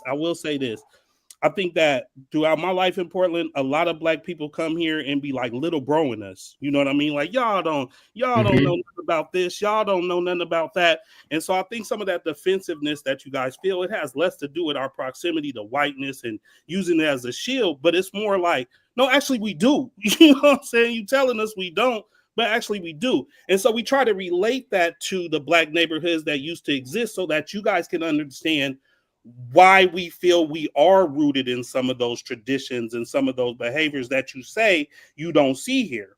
Then people come here from other places, they say they don't see it here, and I'm always wondering, who is y'all talking about? Like when y'all say Black people don't do the nod, I'm gonna say two things about that. One, I always do the nod and I always speak, and I'm gonna tell you, most of the time when you meet a Black Portlander that doesn't do the native Portlanders, I'm not making excuses for people who are whitewashed from here and who are displaying the behaviors for the reasons that all of you guys have presented. But what I'm saying is sometimes they didn't grow up in that place that we grew up. That because a lot of people out here went to Reynolds and went to Beaverton and went to Lake Oswego. It's a lot of Black people who did go to Selwood and things like that. So when you're meeting Black Portlanders and they're not giving you that energy, just understand that's why we always try to delineate ourselves from them and say, hey, them ain't Unthank Park Black people. Them ain't Irvington Park Black people. So we try to bring y'all back to that's what we trying to say. Hey, we rooted in something else than some of these other people that you meet out here. So when you sometimes it feel like it's a blanket statement on Black people here, y'all whitewash, y'all white adjacent. And I understanding, like people say it ain't no real gangsters. Y'all live in Portland. It's some real gangsters. You know what I mean? So I don't think it's necessary. I'm just saying that. Yeah, some real crash outs out here. I don't think it's so much of a shield. I think it's more of like a reaction to a continuous flow of people coming here from other places, trying to tell us what it means to be Black, how Black people should act, and why we're not quite as Black as what they thought we should be. That's my opinion. Can I ask you a direct question in response to that? Of course. As a native, do you feel like Black people, when they come tell you that you're not Black enough, that the Black that they're showing you is like a hood ghetto Black or like a gangster Black, and like is that what they're referring to when they say you're not Black enough? No, I think it's no. I mean, sometimes it's like that, but it's not always like that. For example, my oldest two kids who are by Black women, they when they came here from Jersey, they was like, Black people in Portland lazy. You know, in New Jersey, it's not whether you're going to college or not, it's what college is you going to. You see what I'm saying? But but then at the same time, when I went to Jersey or when I went to Philly and I was giving people the nod, they wasn't nodding at me neither. They was looking at me like, nigga, what is you doing here? You know what I'm saying? So some of that is just people. Another thing I would say is the South is Southern hospitality. You're going to get that Southern hospitality from a lot of people in the South, not just Black people. So when they come here and they feel, Go ahead. Yeah, that's true. So when I moved here from Michigan to Florida, at me. They don't give a shit. We trying to go to work and get some money. And niggas in New York, they never. Don't nobody be nodding at me when I go to other places. So it's funny when I hear people say, because I've been outside of Portland. Like I'm not. Right. I will say, like I've been all over the world. In the South, they do all over the world. Yeah. And so I've been around Black people everywhere. And so sometimes what you got. Sometimes the things that get said about Black people in Portland is just a part of the human condition. It's not necessarily, a lot of behavior is regional. Can I speak to that? We speaking about interracial relationship. I've seen more mixed people in Seattle than probably I've seen anywhere else. It's like Seattle is the mixed city capital. You know what I'm saying? So go ahead. I just feel like not to cut you off. I'm the only person, like me and Jelani, the only ones. Yeah, right. I'm like, hold on, let the natives get off. Hold on, we got to let the natives go.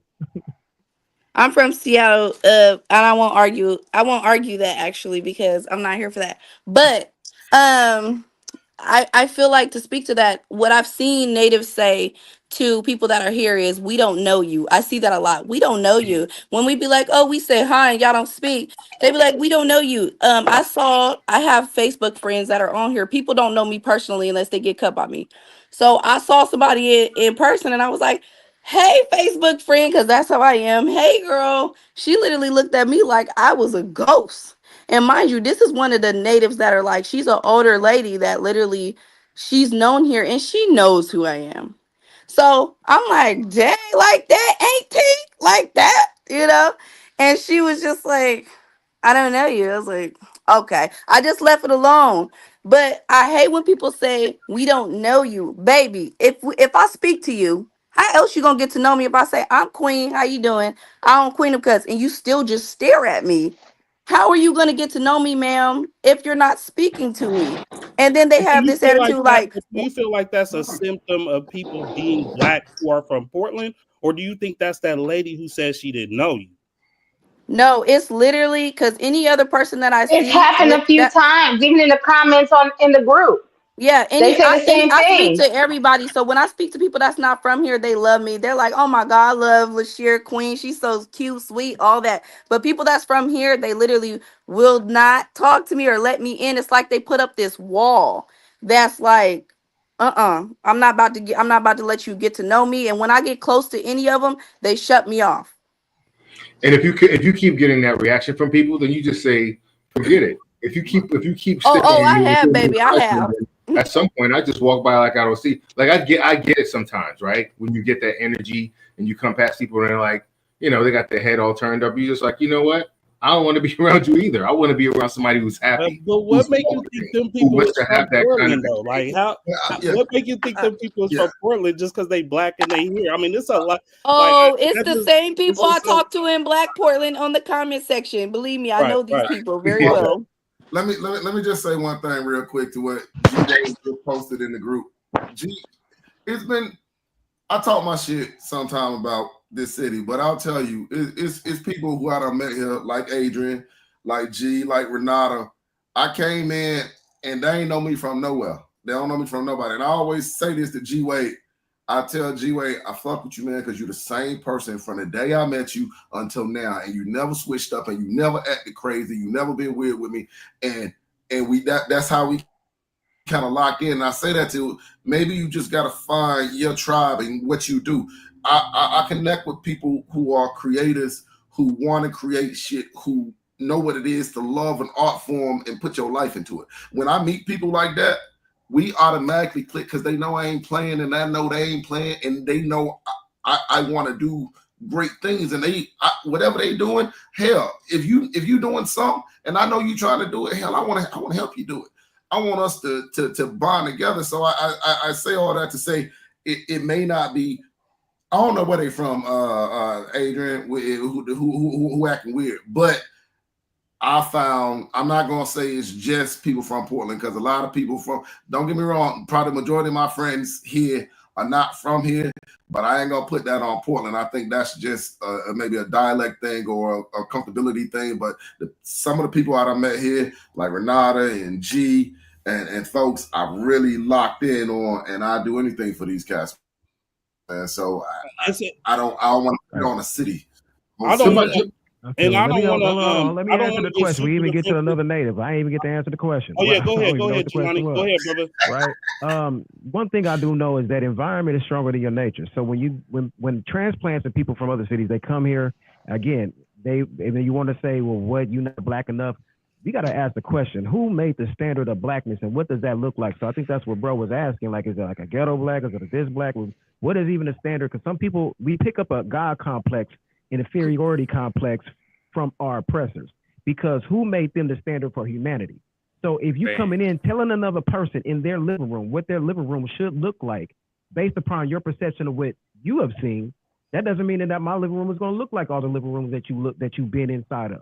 You know what I mean? So we got different black here. We got to understand that this world is made up of different people, and there's nothing wrong with being different. Everybody on here is a different skin tone, different. We woke up at a different time today and probably gonna go to sleep at a different time. So at the end of the day, it's like who made up these rules and said what blackness should look like? So like bro said, we got people come here saying this is black. You only looking at the skin tone. You don't understand that like maybe you don't know where Selwood is at. Maybe you don't know where Selwood is at from Woodlawn or from the Whitakers or from these schools. So you got to understand that some people were actually living in different places geographically that was not predominantly inside of the hood, which you would think is black, which is like you grew up and you talked a certain way, you ate a certain food, you did a certain thing. Some people actually grew up with white people, and that made them a little bit more diverse, but that doesn't take away from their blackness because they don't know how to eat. They don't eat chitlins. I don't eat chitlins, and I'm a nigga to the core. You can't tell me nothing about any of that, and I don't know pork. Don't know pork touch my fork. You see what I'm saying? So in case everybody don't know too, I know Adrian know. I was the captain for the Black Panther Party. So speaking to somebody that I know, something that I do know, I think the sis said, I do know a guy who was dealing with a white woman and he joined the Black Panther Party, and all of a sudden he came the most blackest Negro I ever heard and seen in my life. And I'm looking like, bro, you gotta relax, because I know your background and you don't get to be the super nigga when you're inside of the super nigga, environment. Like you don't get to do that. And it's crazy because it's like, where do you get the audacity to go procreate in Westland, Oregon? And now when you discovered you black, now you're like super black. And I'm like, he said he gonna tell y'all know who Kent Ford is, right? The leader of the Black Panther Party. He's married to a white woman. He told me, I'm gonna tell him that he a sucker something. I said, bro, I'm gonna punch you in your motherfucking mouth. And then don't think I won't. You know what I'm saying? I don't give a damn where you coming in with this super machismo, but you got a whole bunch of mixed babies, and now all of a sudden you telling black people what they can and can't do. I said, bro, you run up on the wrong one, you gonna have a serious problem. So I do know that it is a mentality, and like bro said, I've been other places and people didn't say and give me the nod. So it's almost like people put a standard on black people that they don't even hold themselves. Imagine that, putting a standard on somebody that you don't even hold the same standard to yourself. So that's my take on like what people think about Black Portland, because I can see Portlandians act in a certain way, but I do see I ain't never met a transplant, honestly, that treated me any kind of different way, because I believe in my demonstration. Like GA was in here too. I'm the same dude when these dudes met me. I met Adrian. I ain't gonna say his name when I met him, but I met this dude when I was a young kid. You know what I'm saying? They was doing music together with him and my big brother. So I've been the same dude since a kid. I grew, but I remember these days when these dudes was like, I was looking up to them doing music. You know what I'm saying? So they let us, gave us a different path. Bro never told me to go do no crazy stuff, even though I know his background, he know my background. So, it's just, you gotta, like bro said too, you gotta find your tribe in any city or any place that you go. That woman talked to Shakira about the stuff, and she's act like she didn't know you. I see the same stuff. I see Facebook friends. I see people, and they be like, well, I ain't speaking to you. I'm like, damn, that's crazy. You was just on my post yesterday.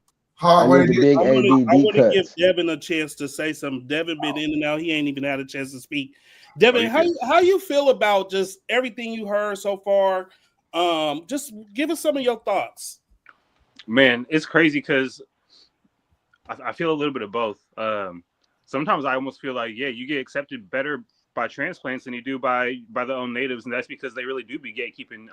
Like two of my aunts worked at Nike headquarters, so I think that for a while, like I forgot that I was black. In all reality, there's a moment, and I was like, man, I really forgot that how black I was, and I think growing up, I grew up with Jehovah's Witness, and so that makes you extra white, and so you got that on top of that, and it changes your whole perception of it. And so it made me realize, like, I remember when I was in high school, I'm like, man, I don't want to be the black guy that's wearing Jordans all the time. Like, I don't want to have to be the stereotypical nigga. Like, I want to be me, and I just want to be able to be whatever I want to be. So there's an indoctrination, and then there's a self-realization where you have to be like, what do I really want to do, and what is me versus everything that everybody tells you what you got to be.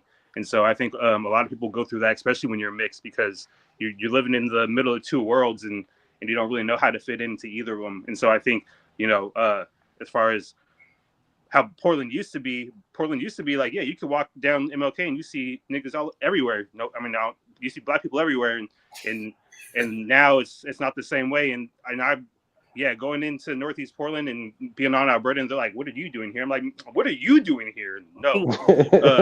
They forget, like, there's a reason why they said when the Blazers played in Portland, the black population doubled. And, they'd be saying, like, Lake No Negroes called Lake No Negro for a reason. And so, like, I worked That's a in real history. I worked at Bridgeport, and this guy called in because I was working at Verizon, and he goes, he comes in, and he's like, I'm here for Devin, and he's like, I'm like, yeah, right here. Like, he's like, that's Devin. Like, he thought I was gonna be white because he did not expect me to be black, and so you forget, like, that's the mentality that's really here. And so I think, yeah, you guys kind of hit it on the head in a lot of different aspects. Like, there's just because they're black doesn't mean that they're black, and just because they're from Portland doesn't mean that's something that's generalized for all of Portland. Because you go to LA or Cali, people ain't friendly in Cali. Like, you can't expect everybody to be friendly everywhere. And just because they're from Portland, man, if they're black and they're from Portland, they're probably not from Portland. Or if they're black and in Portland, they're probably not from Portland. Like, so you got to remember that too, because like the black population of Portland, like I think it's under like 8%. So it's like over 70% white. Like, we have to remember, like, this ain't black. This isn't black. And I didn't even realize this wasn't black until I realized when somewhere that it was black. But Sherry, you gotta chill. I do think that Lashir had me done with the greens in the tub. That's hilarious. I love it, man. And I do want to take a step back and say that I know the black people in Portland, from Portland, that you guys are talking about. I know the whitewashed black people here. I know the black people who don't nod, the black people who think they better than, the black people.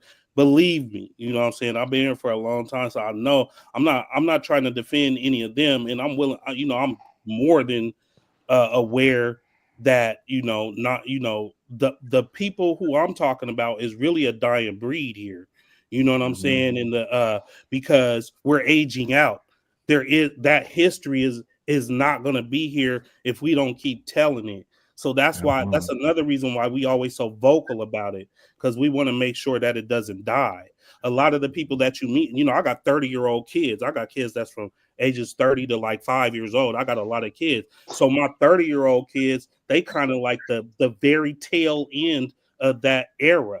You know what I'm saying? So you can meet people in their mid to late 20s who know nothing about the history of black culture in Portland. And so therefore they're expressing all that energy that you guys is putting out.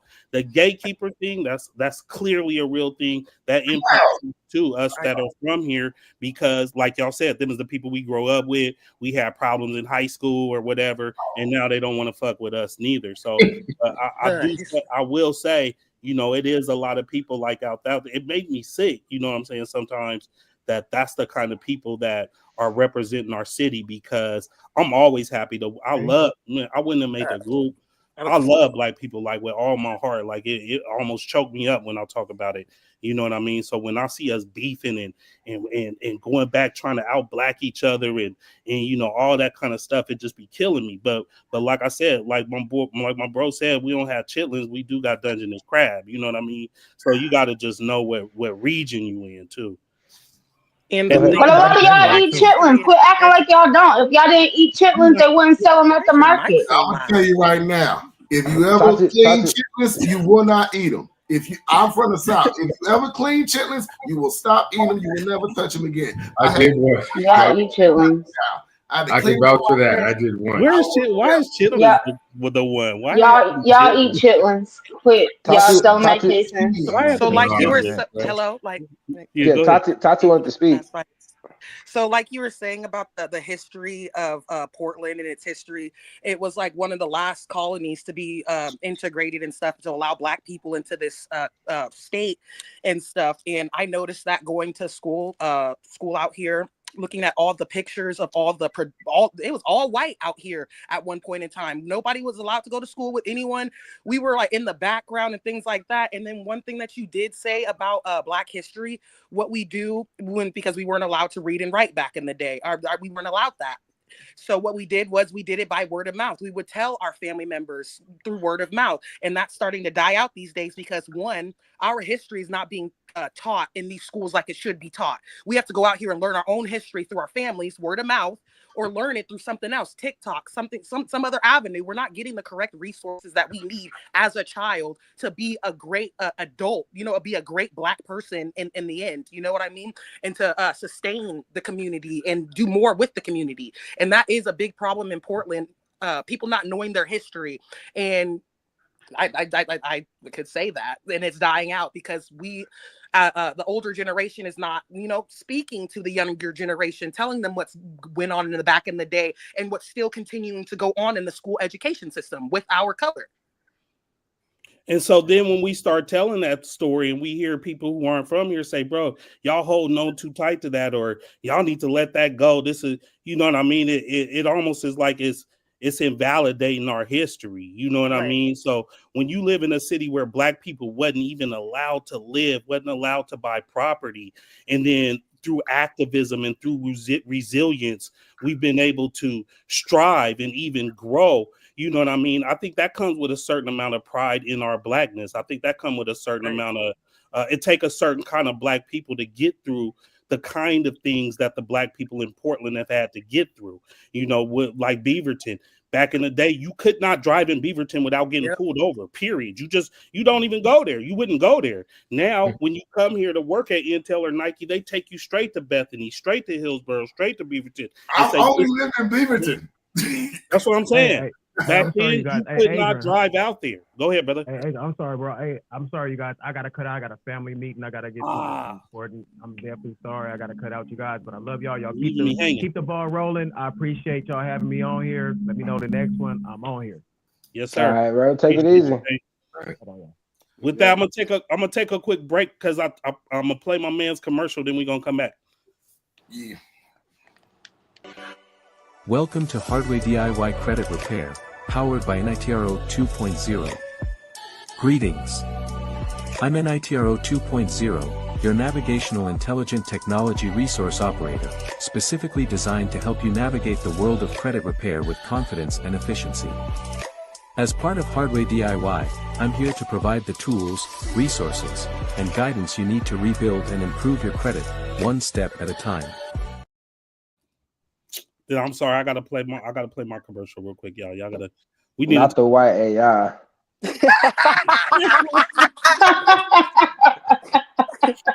didn't say that my guy didn't even know here to defend himself. Why he not in it? Why he not Black? I tried not to say that.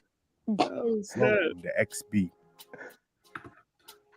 XB will instantly immerse you in an intimate experience with Black communities and cities all across the nation. Our first pillar, connection, provides information about upcoming events and activations for the mind, body, and soul. Our second pillar, culture, will be our bridge to the consciousness of our community, united in evolution. And our third, community, provides a convenient avenue to various goods and services offered by African American retailers and entrepreneurs. Connection, culture, community. XB. So just so y'all know that we have an app is made. Why I gotta play again? Because I ain't on my job. We got an app is made by Black Portland for Black Portlanders. It's called XB. XB has 3 pillars: culture, connection, community. Culture is interviews and videos with impactful people in the city. Connection is a Black events calendar in Portland, and community is the Black-owned business directory. We have over 350 Black-owned businesses and growing that are right here in the city. And so the reason why we made the XB app was because every day in Black Portland, I see people saying, where can I get my hair done? Where can I get a doula? Where can I get a Black therapist? Can somebody help me buy a car, etc.? And so we wanted to bypass the kind of the drama of Facebook and just get straight to the utility of the Facebook group for those that don't participate in Facebook or social media, or don't like the group, because there's a lot of people out there that just don't fuck with the group in general. We still wanted to make sure they had access to uplift and support the community. And so I just wanted to plug that while we having this amazing conversation, man. I'm just loving it. And so we still have some time. We have about 20 minutes before the end of the event. And so I just want to get some more feedback. Go ahead. I see D'Angelo raising your hand. I got a question. Y'all gonna address her comment about dating in Portland? I want to talk about it. I mean, we did a whole show, and we did what was that one thing called? What was that popular? It was like an app that was popular for like 5 minutes where it's all audio. Clubhouse. We did a whole Clubhouse on it. I don't think I was on that one. Are I we stirred talking? the pot a little bit with the Black Portland dating thing. Are we talking dating, or are we talking about interracial dating? Black No, just Portland dating. dating specifically, just Black Portland dating. I feel I feel like we should do Portland dating, Black Portland Black dating. Portland dating. I'm a Portland dating success story. Shit, I got married out this. Okay. I never thought I was gonna get married. Well, when I came out here, I was like, "Oh, this shit wide open for your boy. We gonna run this shit ever." I was like, "I never." D'Angelo used to be a dirty dog, y'all. Y'all don't You can tell. You don't need to tell us. We can tell. Like, I'm not gonna lie. I was saying some reckless shit out here when I first got out here. I remember I used to tell people there is no reason for any black man with half their shit together ever to settle down out here. For what? For why? All you got. If I used to tell people, if you got a You job, was indoctrinated. if you got a job and you got a car and you got your own place and you don't have a roommate, boy, you can run this shit for years. You can run this shit for years. Hey, it feel itself. You don't even gotta explain that. Just hey. That's all bad, bro. That's that's the problem with Black Portland dating. You know what? Probably, but that's what Renata right there. Renata used to be this main one telling me, "Shut up." This, and I used to believe that, and I'm gonna be out. I didn't see my wife coming. I did not see my wife coming. I mean, at least you taking accountability. You just leveled up. You leveled up. But I tell people all the time, like I know what you think you finna do. But eventually you're gonna meet somebody who's not with that shit. And then you're gonna have a decision to make. Like, I wanted to do what the fuck I was doing. Like, and I told my wife this is what I'm doing. She's like, you can do that. You just can't do it with me. Right. And then it was like, well shit, how bad you want her? You want all that shit. And honestly, best shit that ever happened to me, man. Best shit that ever happened. I mean, I'm not trying to. Marriage is marriage. You know what I'm saying? Marriage is marriage, but dating is some whole other shit, boy, especially out here. Yeah. We want to hear from they the got on my women. ass when I said there was something wrong with the dating out here. Ain't nothing wrong with it. It's not that there's something wrong with it. It just needs a little tweaks. There just No, needs to be a little. What's the problem with the dating out I here, don't think black so. women in Portland? What's the problem? It is The strategic. problem is one of the things that people mainly talked about was the pandemic. This is a worldwide thing. Everybody was locked up together, so I get that. We're not. Everybody don't date like how they used to. That's Not because y'all many men young. are courting. We used to have to go talk to somebody. Y'all want to talk on I'm the saying phone. it's women and men. I'm not saying it's just men. It's women and men. We don't know how to talk to people. We don't know how to communicate. We don't know how to say things. We'll react with emotions first, men and women these days. But the pandemic really did do that. It made us hostile. It made us think, oh, you're just using me for my money, or you're just using me for sex. And then the way that it's set up in the conversations, you can already see how it's about to go down. And that's what makes you want to react that way. Like, dang, what's up with the dating out here? It's like every single person I come across, and I'm only looking for black people. I don't date them other kinds. So when I'm on that app, I'm solely looking for a black man. So they're sitting up over here, not even doing but they'll do the most for another color person, for another person though. They won't do the most for a black woman. Same with these black women out here too. They won't do the most for their own skin color, but let them go date somebody else out their skin tone, and they'll do the most for them. That's a lie. I take care of mine. I take care of mine. I take care of my black man. Thank you. I take care of mine. Come on, Tati. Can I ask you a real question? Without you and I don't want an emotional answer, and I don't mean to be disrespectful. It's the panel. We're not red pilling in here, bro. I don't want to be disrespectful. Tell me the benefits of dating seriously in this city. Go. The benefits of dating seriously in this city is that the black community, that we're very tight knit with our community, and that's what I loved about. I'm gonna date all y'all. I'm gonna date all 5 of y'all. We tight knit. Tell me the benefit of dating. It's only beneficial if you're building. That's what I'm saying. I'm gonna be with all y'all. Y'all love polyamory or whatever the fuck that shit is. That I tell me the real. If everybody making pretty decent or good money out here, you couple up and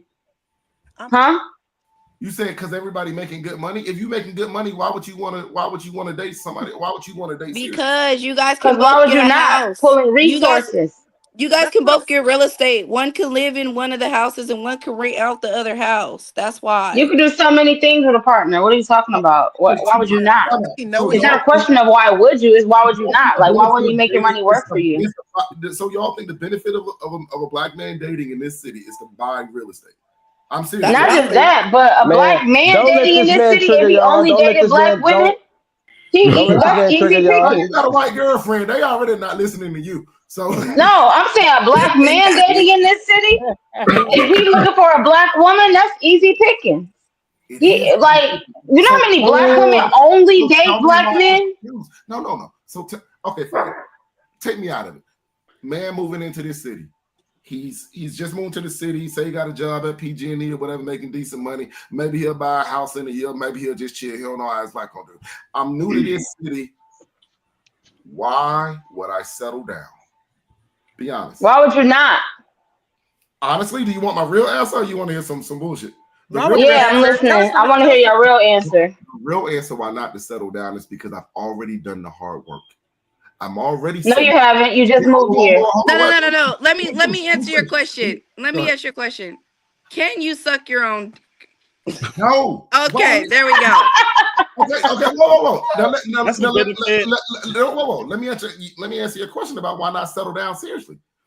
If I'm coming into this city, I ain't grow up with y'all. We ain't gonna have no people who hate me. I ain't gonna have no haters. I don't got no past. All you know about me is that I'm fresh here. I just moved here. I'm from the South, from somewhere. I got my own house already. I already got my job. I'm already straight. I already stay by myself. Why would I just date just one of y'all when I could date every single one of y'all and I could just line this shit up and we can just keep on playing it like this? Because guess what? There is nothing to stop me from. Because dating me is expensive. First of all, so how you can afford all of us? Once again, I'm from the South. We don't play games like that. I'm not finna fucking buy you. Why would I buy you? She coming for free. She like nice shit. And well, take her. Skip me. Hey, we gonna get you. And the next one, and the next one, and the next one. I'm not trying to. But you just got married, so you should shut up too, because you just got caught up in the game as well. So somebody showed you what the word was. Somebody Bible Joe ass. That part, sis. That part. Body Bible and sign still delivered. You signed papers and everything, so you should really just end your conversation. You said I do. Your whole argument is invalid. But I'm not speaking null for and void. Null and void. I'm just speaking for men who are coming to y'all. No. Because all of y'all are couple. Y'all all ate the forbidden fruit. Hold on. In general.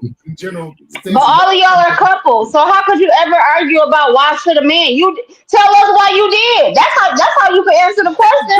Don't ask us why should a man. Tell us why you did. Why did you settle down? I will. Why did you settle down? I will. Because I met a woman who didn't fucking need me, who wasn't impressed. Exactly. I don't need that nigga. I know that's right.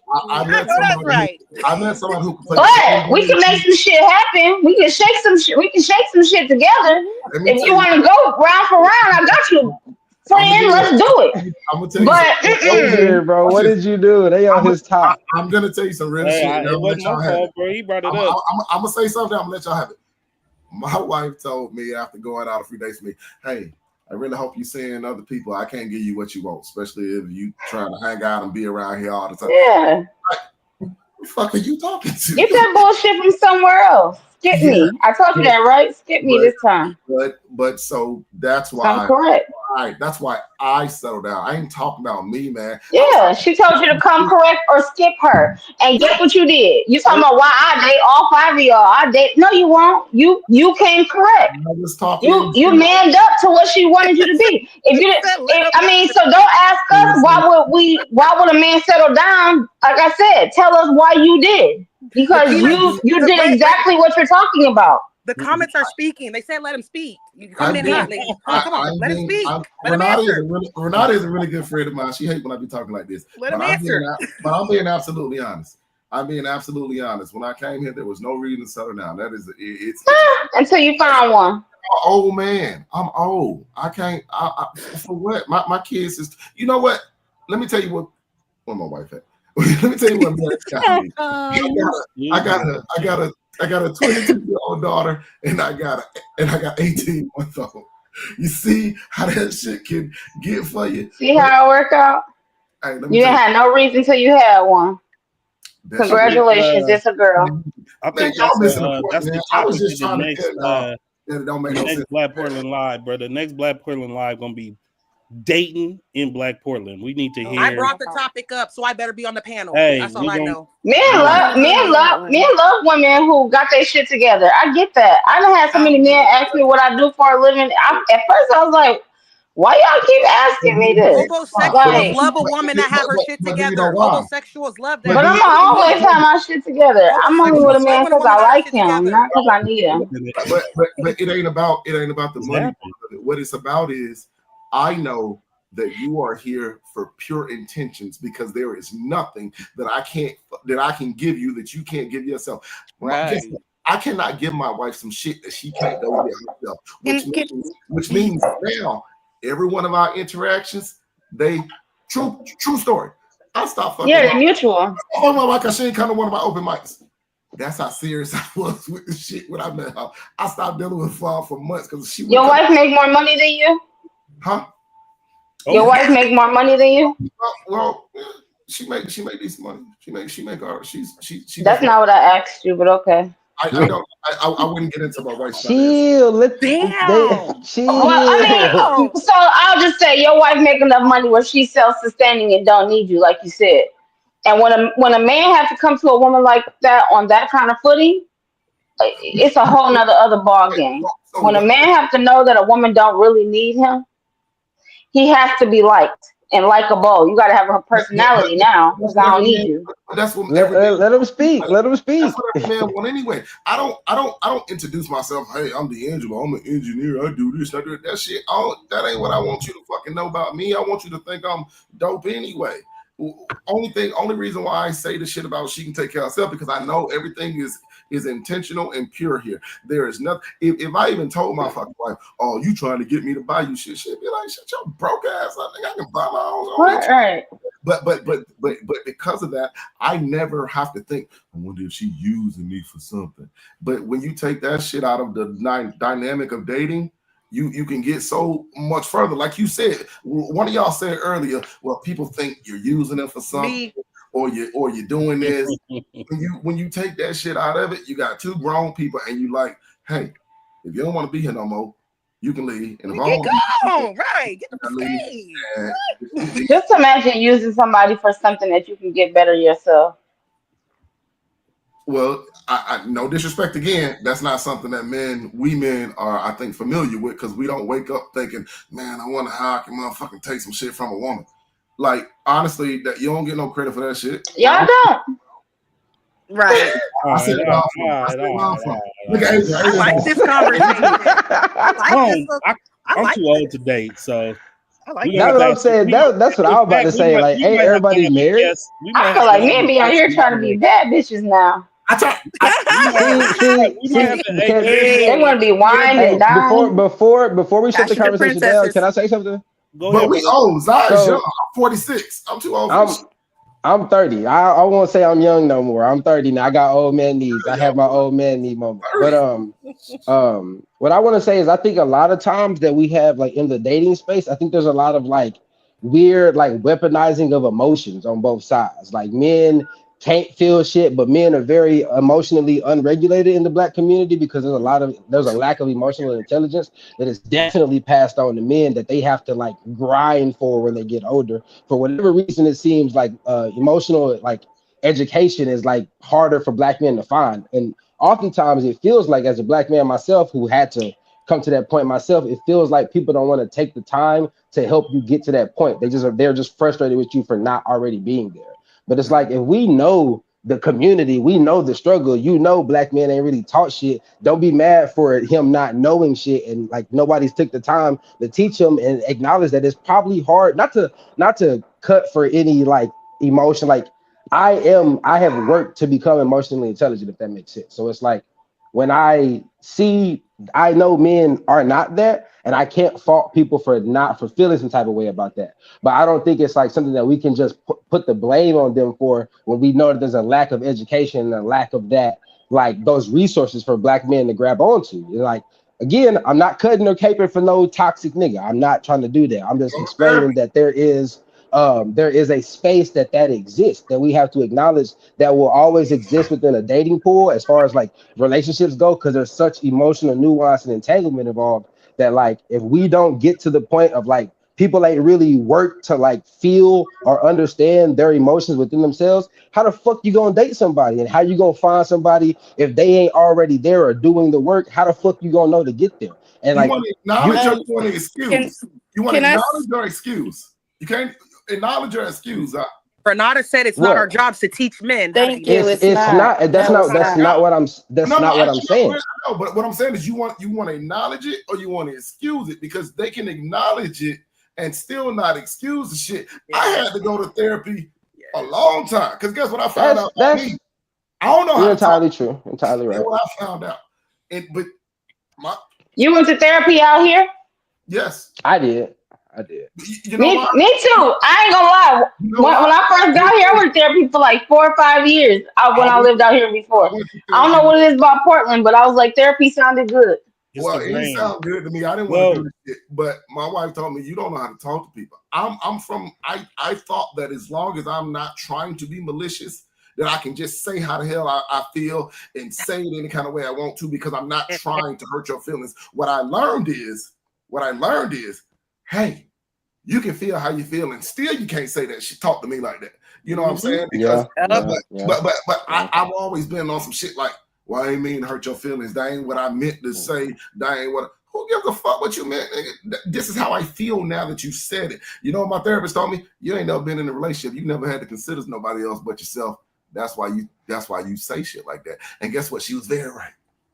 And so I do think I'm not saying that it needs to be excused. I think that you're right. Acknowledgement is all it is, but I feel like there is a lack of that acknowledgement. It's like it feels like there's a lot of blame and I'm not even just from women. Like men place a lot of blame on black women for like how they get treated when they treat black women a certain type of way. I've seen that happen 1,000 times over. Like I honestly I do feel like black men do a lot more bitching when it comes to this conversation. You know what I mean? And so it's like It's because they're really mad at their mom, and that's where it stems from. Yeah, you're not wrong. You're not wrong. It's either like they have not felt that like maternal nurturing, right? Like, and that maternal is the wrong word, because to what Renata said before, it's not y'all job to teach niggas. It's not y'all job. And I'm not saying that, but I am just speaking to like what I feel like is the lack of acknowledgement of that being the case. If you see it and you are like, hey, if you can be like, hey, what you got going because of this, I can't fuck with it, that's entirely valid. But like, I don't think it's, if you can acknowledge those things, can you really blame him for that? Like, if you acknowledge the truth of that, you know what I mean?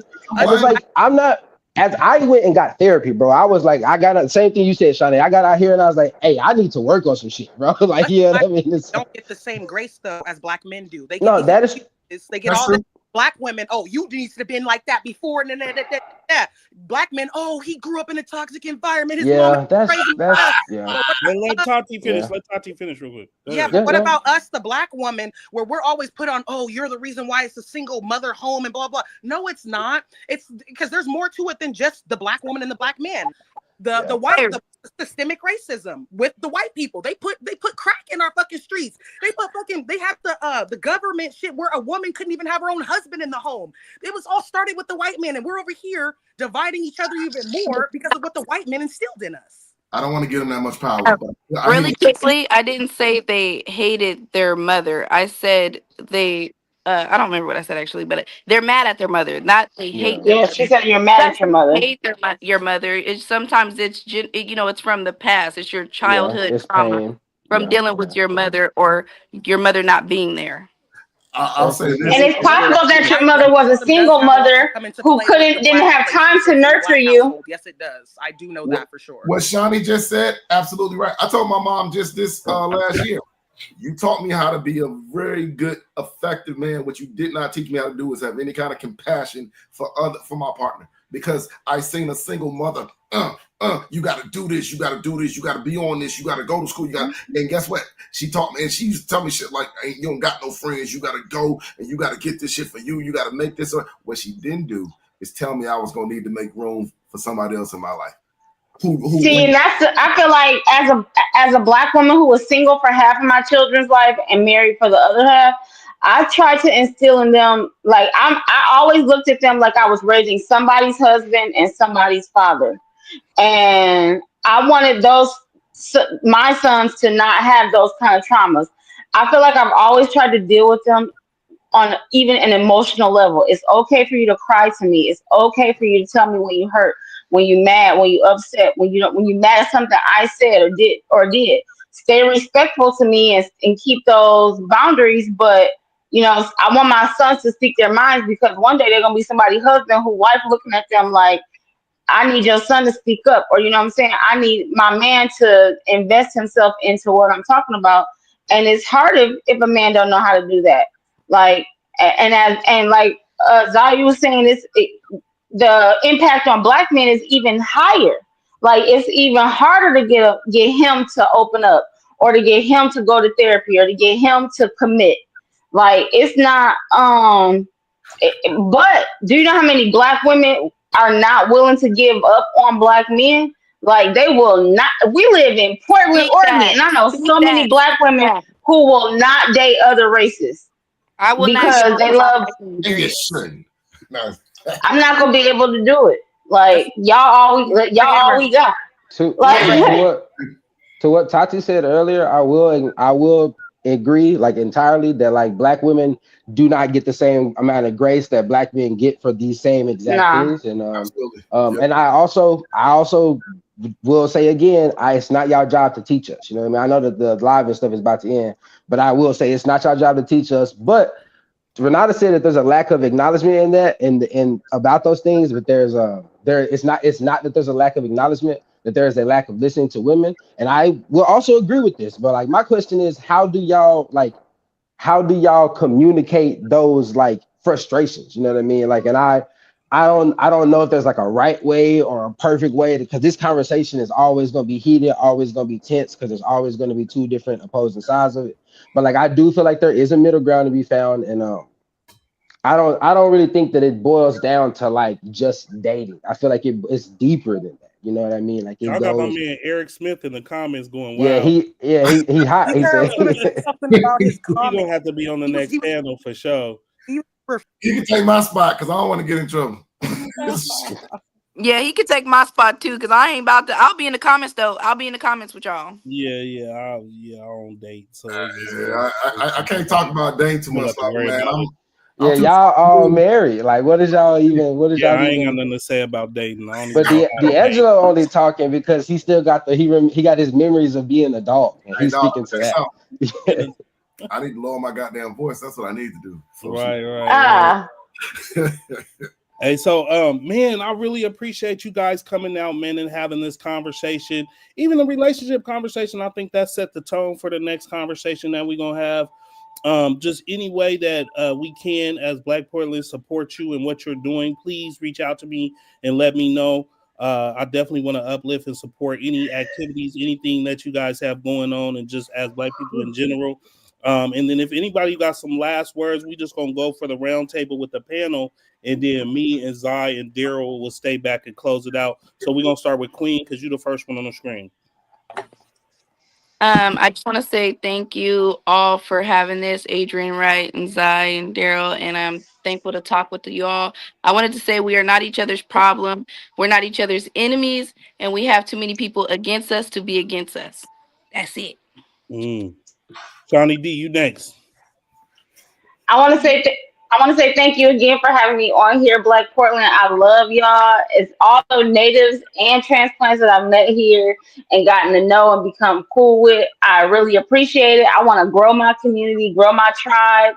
I can't wait to host some game nights. I appreciate y'all. This panel was excellent. It was really dope. I love hearing y'all perspective. Thank you so much for having me. It was a great night. D'Angelo, you up next, brother. Hey, listen, man. All I need y'all to do is come out and support the shit that we doing in this community, man. I don't want nobody to complain. Just come out and support the shit we doing. That's from G Wade and Dooley show, from Renata and her show. I got a show working out. When you see us doing open mics, the shit don't cost you nothing. It won't cost you nothing to come sit down there and be a reflection for this art. So come to Renata Paint and Sip on the 28th over at O'Dear's, man. Just support the shit we doing, man. I promise you we ain't ask you about no money. Matter of fact, if it do cost some money and you get there and you don't got no money, tell me you don't got no money and you'll still come in free, man. That's how you build rapport. That's how we do dope shit. Don't get in the crowd talking about, oh, I ain't see that the flight. Motherfucker, look, it's in our events page. we doing shit out here. All we need is you. So. Devin, go ahead, brother. Devin, you got any last? Is you frozen? Is he frozen? Is I Devin think he wasn't frozen. Yeah. Okay, let's go, Tati. All right. I think overall this was a pretty great panel. I actually liked it, and everybody got a chance to speak. Even if we were speaking over each other, everybody got their points across, their opinions, and everybody either elaborated on their opinions and spoke on it. And that's really what I truly love about Black Portland and our community. Anytime someone Black asks me about anything in the state, like where do I need to go to get some resources, I'm like Black Portland, Black Portland, Black Portland. I refer them right back to here. So I am very person, like I'm the people's person when it comes to our people, and I love that. And I do hope we do talk about this little Portland thing, because this was a great conversation. I liked it. We definitely will. All right. Well, we appreciate y'all as our panel, man, and just thank you so much. And just be looking out for the next one. Please join us in the comments. If you want to be on the panel again, let us know. Make sure you guys are intentionally going to the Black Portland Facebook group. Don't leave it up to your algorithm to keep you informed. I'm gonna let you guys go, and then we're gonna have the last word. Before hold on. Devin, I got you, brother. Dang. My phone died twice. Because we all be talking for a long time, bro. We way over time. It's all good. We 5 minutes. It's fine. We good. Go ahead. You got any last words, brother? Man, I'll just say keep supporting and promoting your Black community leaders and the businesses and organizations that are around here. There's a lot of great people doing great things. Shout out to the cousin Johnny Cool and all the music that we do. And I got a poetry book coming out. And yeah, if you see events, go to them and go support them, because if we're not supporting them, then who do we expect to be supporting them? So can't expect people to do something that we're not willing to do. Can't expect to be an artist and have supporters if you're not supporting others. So be the change you want to see. Absolutely. Amen. All right, brother. We'll let y'all go, and then we'll wrap it up. Thank you so much. Make sure I don't get y'all up out of here. Whoo! Hey, that was good. What y'all think, man? That was nice. Yeah. It was good. I feel like we do got to figure out like the audio levels, because some people mics, but I don't know if it was just me, but my ear was getting blown off. Man, like no, same thing for me. Yeah, there are some people whose volume were. I don't know if we can set it in the setting to limit their volume, but yeah. But it was a great conversation overall. I think that people really came out with some good points. And the people who were in the chat, I just want to let them know how much we appreciate them, because there were some really great comments that came in the chat from like G.A. Wade and Issa Dean. I may not be pronouncing those correctly. Mm-hmm. And Renata, there was some excellent commentary that was going on there. And I felt like, that really added to the conversation as well. Yeah, I appreciate the participation from the group. We had a lot of people in and out of the group. And I want to send a shout out to Stephen Green. He always joins us, at least if he can, for a few minutes. He always shows love and says things in the comments and keeps the conversation going. And just want to again thank our participants, man. I thought it was a really good convo. Natives and transplant conversation can go on forever and ever and ever. I think it kind of peaked in the group, so we wanted to touch on it, but I don't think it's something that is necessarily keeping us apart. I feel like more and more as more and more people come here, I see more and more people coming together than I see tripping over all of that. But at the end of the day, it's like they said, be the change you want to see and support dope shit. What you guys are? I feel the same way. I feel like the panel was really good. Like everybody who came, D'Angelo was a shit stirrer, and all the ladies were excellent, and like, all their I appreciate hearing all the opinions, you know what I mean? Like, and being able to like actually like D'Angelo is a very particular person. We can't say he speaks for majority of anybody. Right. He was D'Angelo. You know But if you can get me back in that space group, man, I would really appreciate it. I'm just gonna say that once again. You know what? The person who started that space group, their daughter work at my job. I'm gonna go tell her. I thought I put you back in there, bro. I don't even understand. I'm like, what happened, man? Well, I went to see if you was blocked or whatever, but and you wasn't in the block list, so I thought somebody already got you back in. No, okay. I ain't never even been in. I see it going crazy. You know I'm playing with you, man. I didn't think it was you, really. Yeah, no, Yeah, I yeah. know, I know, I know. But they may not know. Lit. You know what I mean? Stage group is lit for sure. Last time I had trouble chopping up the video of our last conversation. I hope I could do better with this one so that we can get bits and pieces of this in the group and in reels and whatnot. And then I got to do something about my lighting, bro. I need a new camera or something, bro, because I'm looking like a fade now. I agree. You You say looking that about ashy, what it yo. looks like, man. I look like Back to the Future when his parents was finna die or whatever. Your whole image look ashy. You know what it looked like? It looked like he's like. You know what it looked like? Actually, remember on Star Trek when they used to get on the holodeck and they start to disappear? Yeah. Halfway disappearing, like you're on a holodeck or something. And believe me, I had to work on. That's why I put this sign behind me. It actually made me look better. So I don't know what the deal is, but we can't be. Put some lotion on that screen, man. Yeah, something. That's why I said I'm gonna put some coconut oil on the lens and get it right, bro. You know what I mean? Next time I just couldn't figure out how to get my iPhone connected to my laptop and use that as my camera. Wow. Anyway, don't get me started, bro. But yeah, I'll work on the technical aspect. Other than that, man, it sounds like dating is gonna be the next topic. Yeah. I might need, like I said, I might need to get a guest host because I can't really speak on dating, bro. I ain't had a date. You know, me and my wife call it date night. That's not the same. You know what I'm saying? As what everybody else got going on. I don't know why. I told you D'Angelo was only talking because he still got the memories of being a dog in him. You know what I mean? Like he married right now. So give him 10 years in the game. He gonna be like dating. What's dating? Right? You know what I mean? But no, yeah, like the conversation was awesome. It's awesome to talk to people. I love doing these. Like Lashira said, I could talk forever too. And so it's always good to be able to come on and actually be able to communicate with people. And like I think it's like I think it was Lashira who said it as well. Like being able to like even though we're not face to face, being able to actually put face like voices to words. You know what I mean? It's not just some text you read on the screen and you don't know how somebody said it or what somebody's like inflection is on what they're saying. This is a much better medium.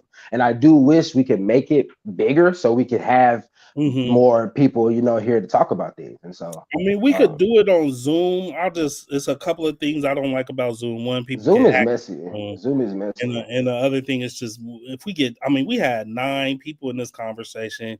I think we did a good job. I think if we had like 5 more people, it would have been a problem. You know what I'm saying? Like everybody wouldn't have got their words out. I would love to do an in-person version, but ain't nobody gonna come. So no, I think I've been talking to I've been thinking about this. I mean, I ain't really got no motion right now. I'm still trying to bounce back, but I've been thinking about it would be really, really cool to do a Black Portland live podcast, like to get like a small auditorium and be able to pack it out with be able to pack it out and just have people come and sit down and have some nice drinks, have some food, and be able to mingle and talk to other Black people. Like, who else would be there? You know what I mean? Yeah, so, put the panel on the stage, have people come to the mic to ask questions. Exactly. You know if we could get people to show up, we could do that next month. Yeah, we could talk to D'Angelo about that. I know where we can do it. I know how we can do it. I mean, the food wouldn't be free. I mean, it's a bar there. And you guys been to the Abbey, Alberta Abbey? Oh, yeah. No, I don't think I've ever been. I don't think it used to be a church, but now it's like a venue. Yeah. So they got the kind of the theater type seating, but then there's the little area on the side. Yeah. And then everybody get on the stage, have a panel on the stage, put a couple mics in the crowd, have people come up and ask questions. I think if Black Portland would be willing to support some, because a lot of people did hit me up like, where is this? How much do it cost to get in? You know what I'm saying? So I think that there might be it's much more tangible than you think it is. I think too, like we have to find ways as far as within the group. I really wish people would, like when they make posts, suggesting on things of how to get people more engaged. And I really do think we need to find a way to get people like more spotlight on these things to like get the engagement so it's on people's radar. You know what I mean? A way to incentivize people to like act like want to like be there. You know? I mean, like that's just marketing. You know what I mean? Like we got to figure out a way to market it within the group to the. True, well, you compete with a lot too. You know what I'm saying? Yeah. Like everybody ain't gonna, it's only so much weekend. It's only so much stuff to do, and people got different interests and different things they want to do. Yeah, we got kids and shit. And we really small. It's a small Black community in Portland. So trying to get the whole community to come out for something, you know, not the whole, but you know, 200, 300, 400 people to come out for something is difficult. You know what I mean? Yeah. I always tell people, don't be intentional about coming to the group. Don't let the algorithm decide what the group is telling you. You know, at least come into Black Portland and scroll once a week. Also, we have the events section, we have the events chat, and then as always, we have the app where you could just go and look at events and upload your own events. We got some changes coming to the UI to the app, some new features we adding where we can have more of a conversation on the app too. So I can't wait till that happens. Oh, and I don't even want to say it till it's locked in, but I got a Instagram live interview with somebody that's super, super dope from Portland that I can't wait to announce. I'm just waiting for their people to hit me back and let me know that is actually, I mean, they already said they'd do it. We just working on logistics and schedules, but once that get confirmed and I'm able to announce that, man, it's just going to be a dope conversation. So plenty of dope shit to come. And then, like I said, man, when you got 15,000 people in a group, just know everybody ain't going to always say something you like and something that you agree with. If you don't want it to be drama, it don't have to be none, because you could just scroll and go to the next thing. Some of us like the drama. You know what I'm saying? Well, now D'Angelo just said if we serious, we could do the live podcast, and they did. Him and Renata, they did put on a real busting live podcast. It was a lot of people that turned out. We should totally Yeah. tap in with them to do that. Well, I think That we would be a should great tap in idea. with y'all and let's just do it, bro. Let's do an Yeah. actual Black Portland Live in-person podcast with a dope panel. I don't want to do it about dating, because then I don't get to say nothing. I just gotta sit back and, you know Well, what I'm saying? that's the thing too. I think we do need to have Important. like the itinerary that you had. It's really, really hard to stick to those things, but I do think we need to have like a structured itinerary when we go in there. Even though like the conversations will naturally flow, you know what I mean. But it's good to have points to refer back to. And I think like if as a community, if this really gets traction, we could just ask people like, what y'all trying to talk about, you know what I mean? So it's like people definitely gonna throw the comments, you know what I mean? They're gonna be like, oh, I want to hear about da da da da, you know what I mean? And so it won't be hard to figure out what we should, you know what I mean, like what we should talk about. So yeah. I think it's real tangible, you know. Yeah. Go ahead. Yeah. Well, I'm looking at the comments. It sounds like we good. It sounds like it's gonna happen. So I can't wait to do that, man. Yeah, man. So yeah, we'll probably do a year in, you know what I mean? Do like the year in review in December, and then start off the new year with this podcast. I think it'll be dope. I feel like in the year end review, like we gotta allot a certain amount of time to the Diddy conversation, because we cannot let that take over.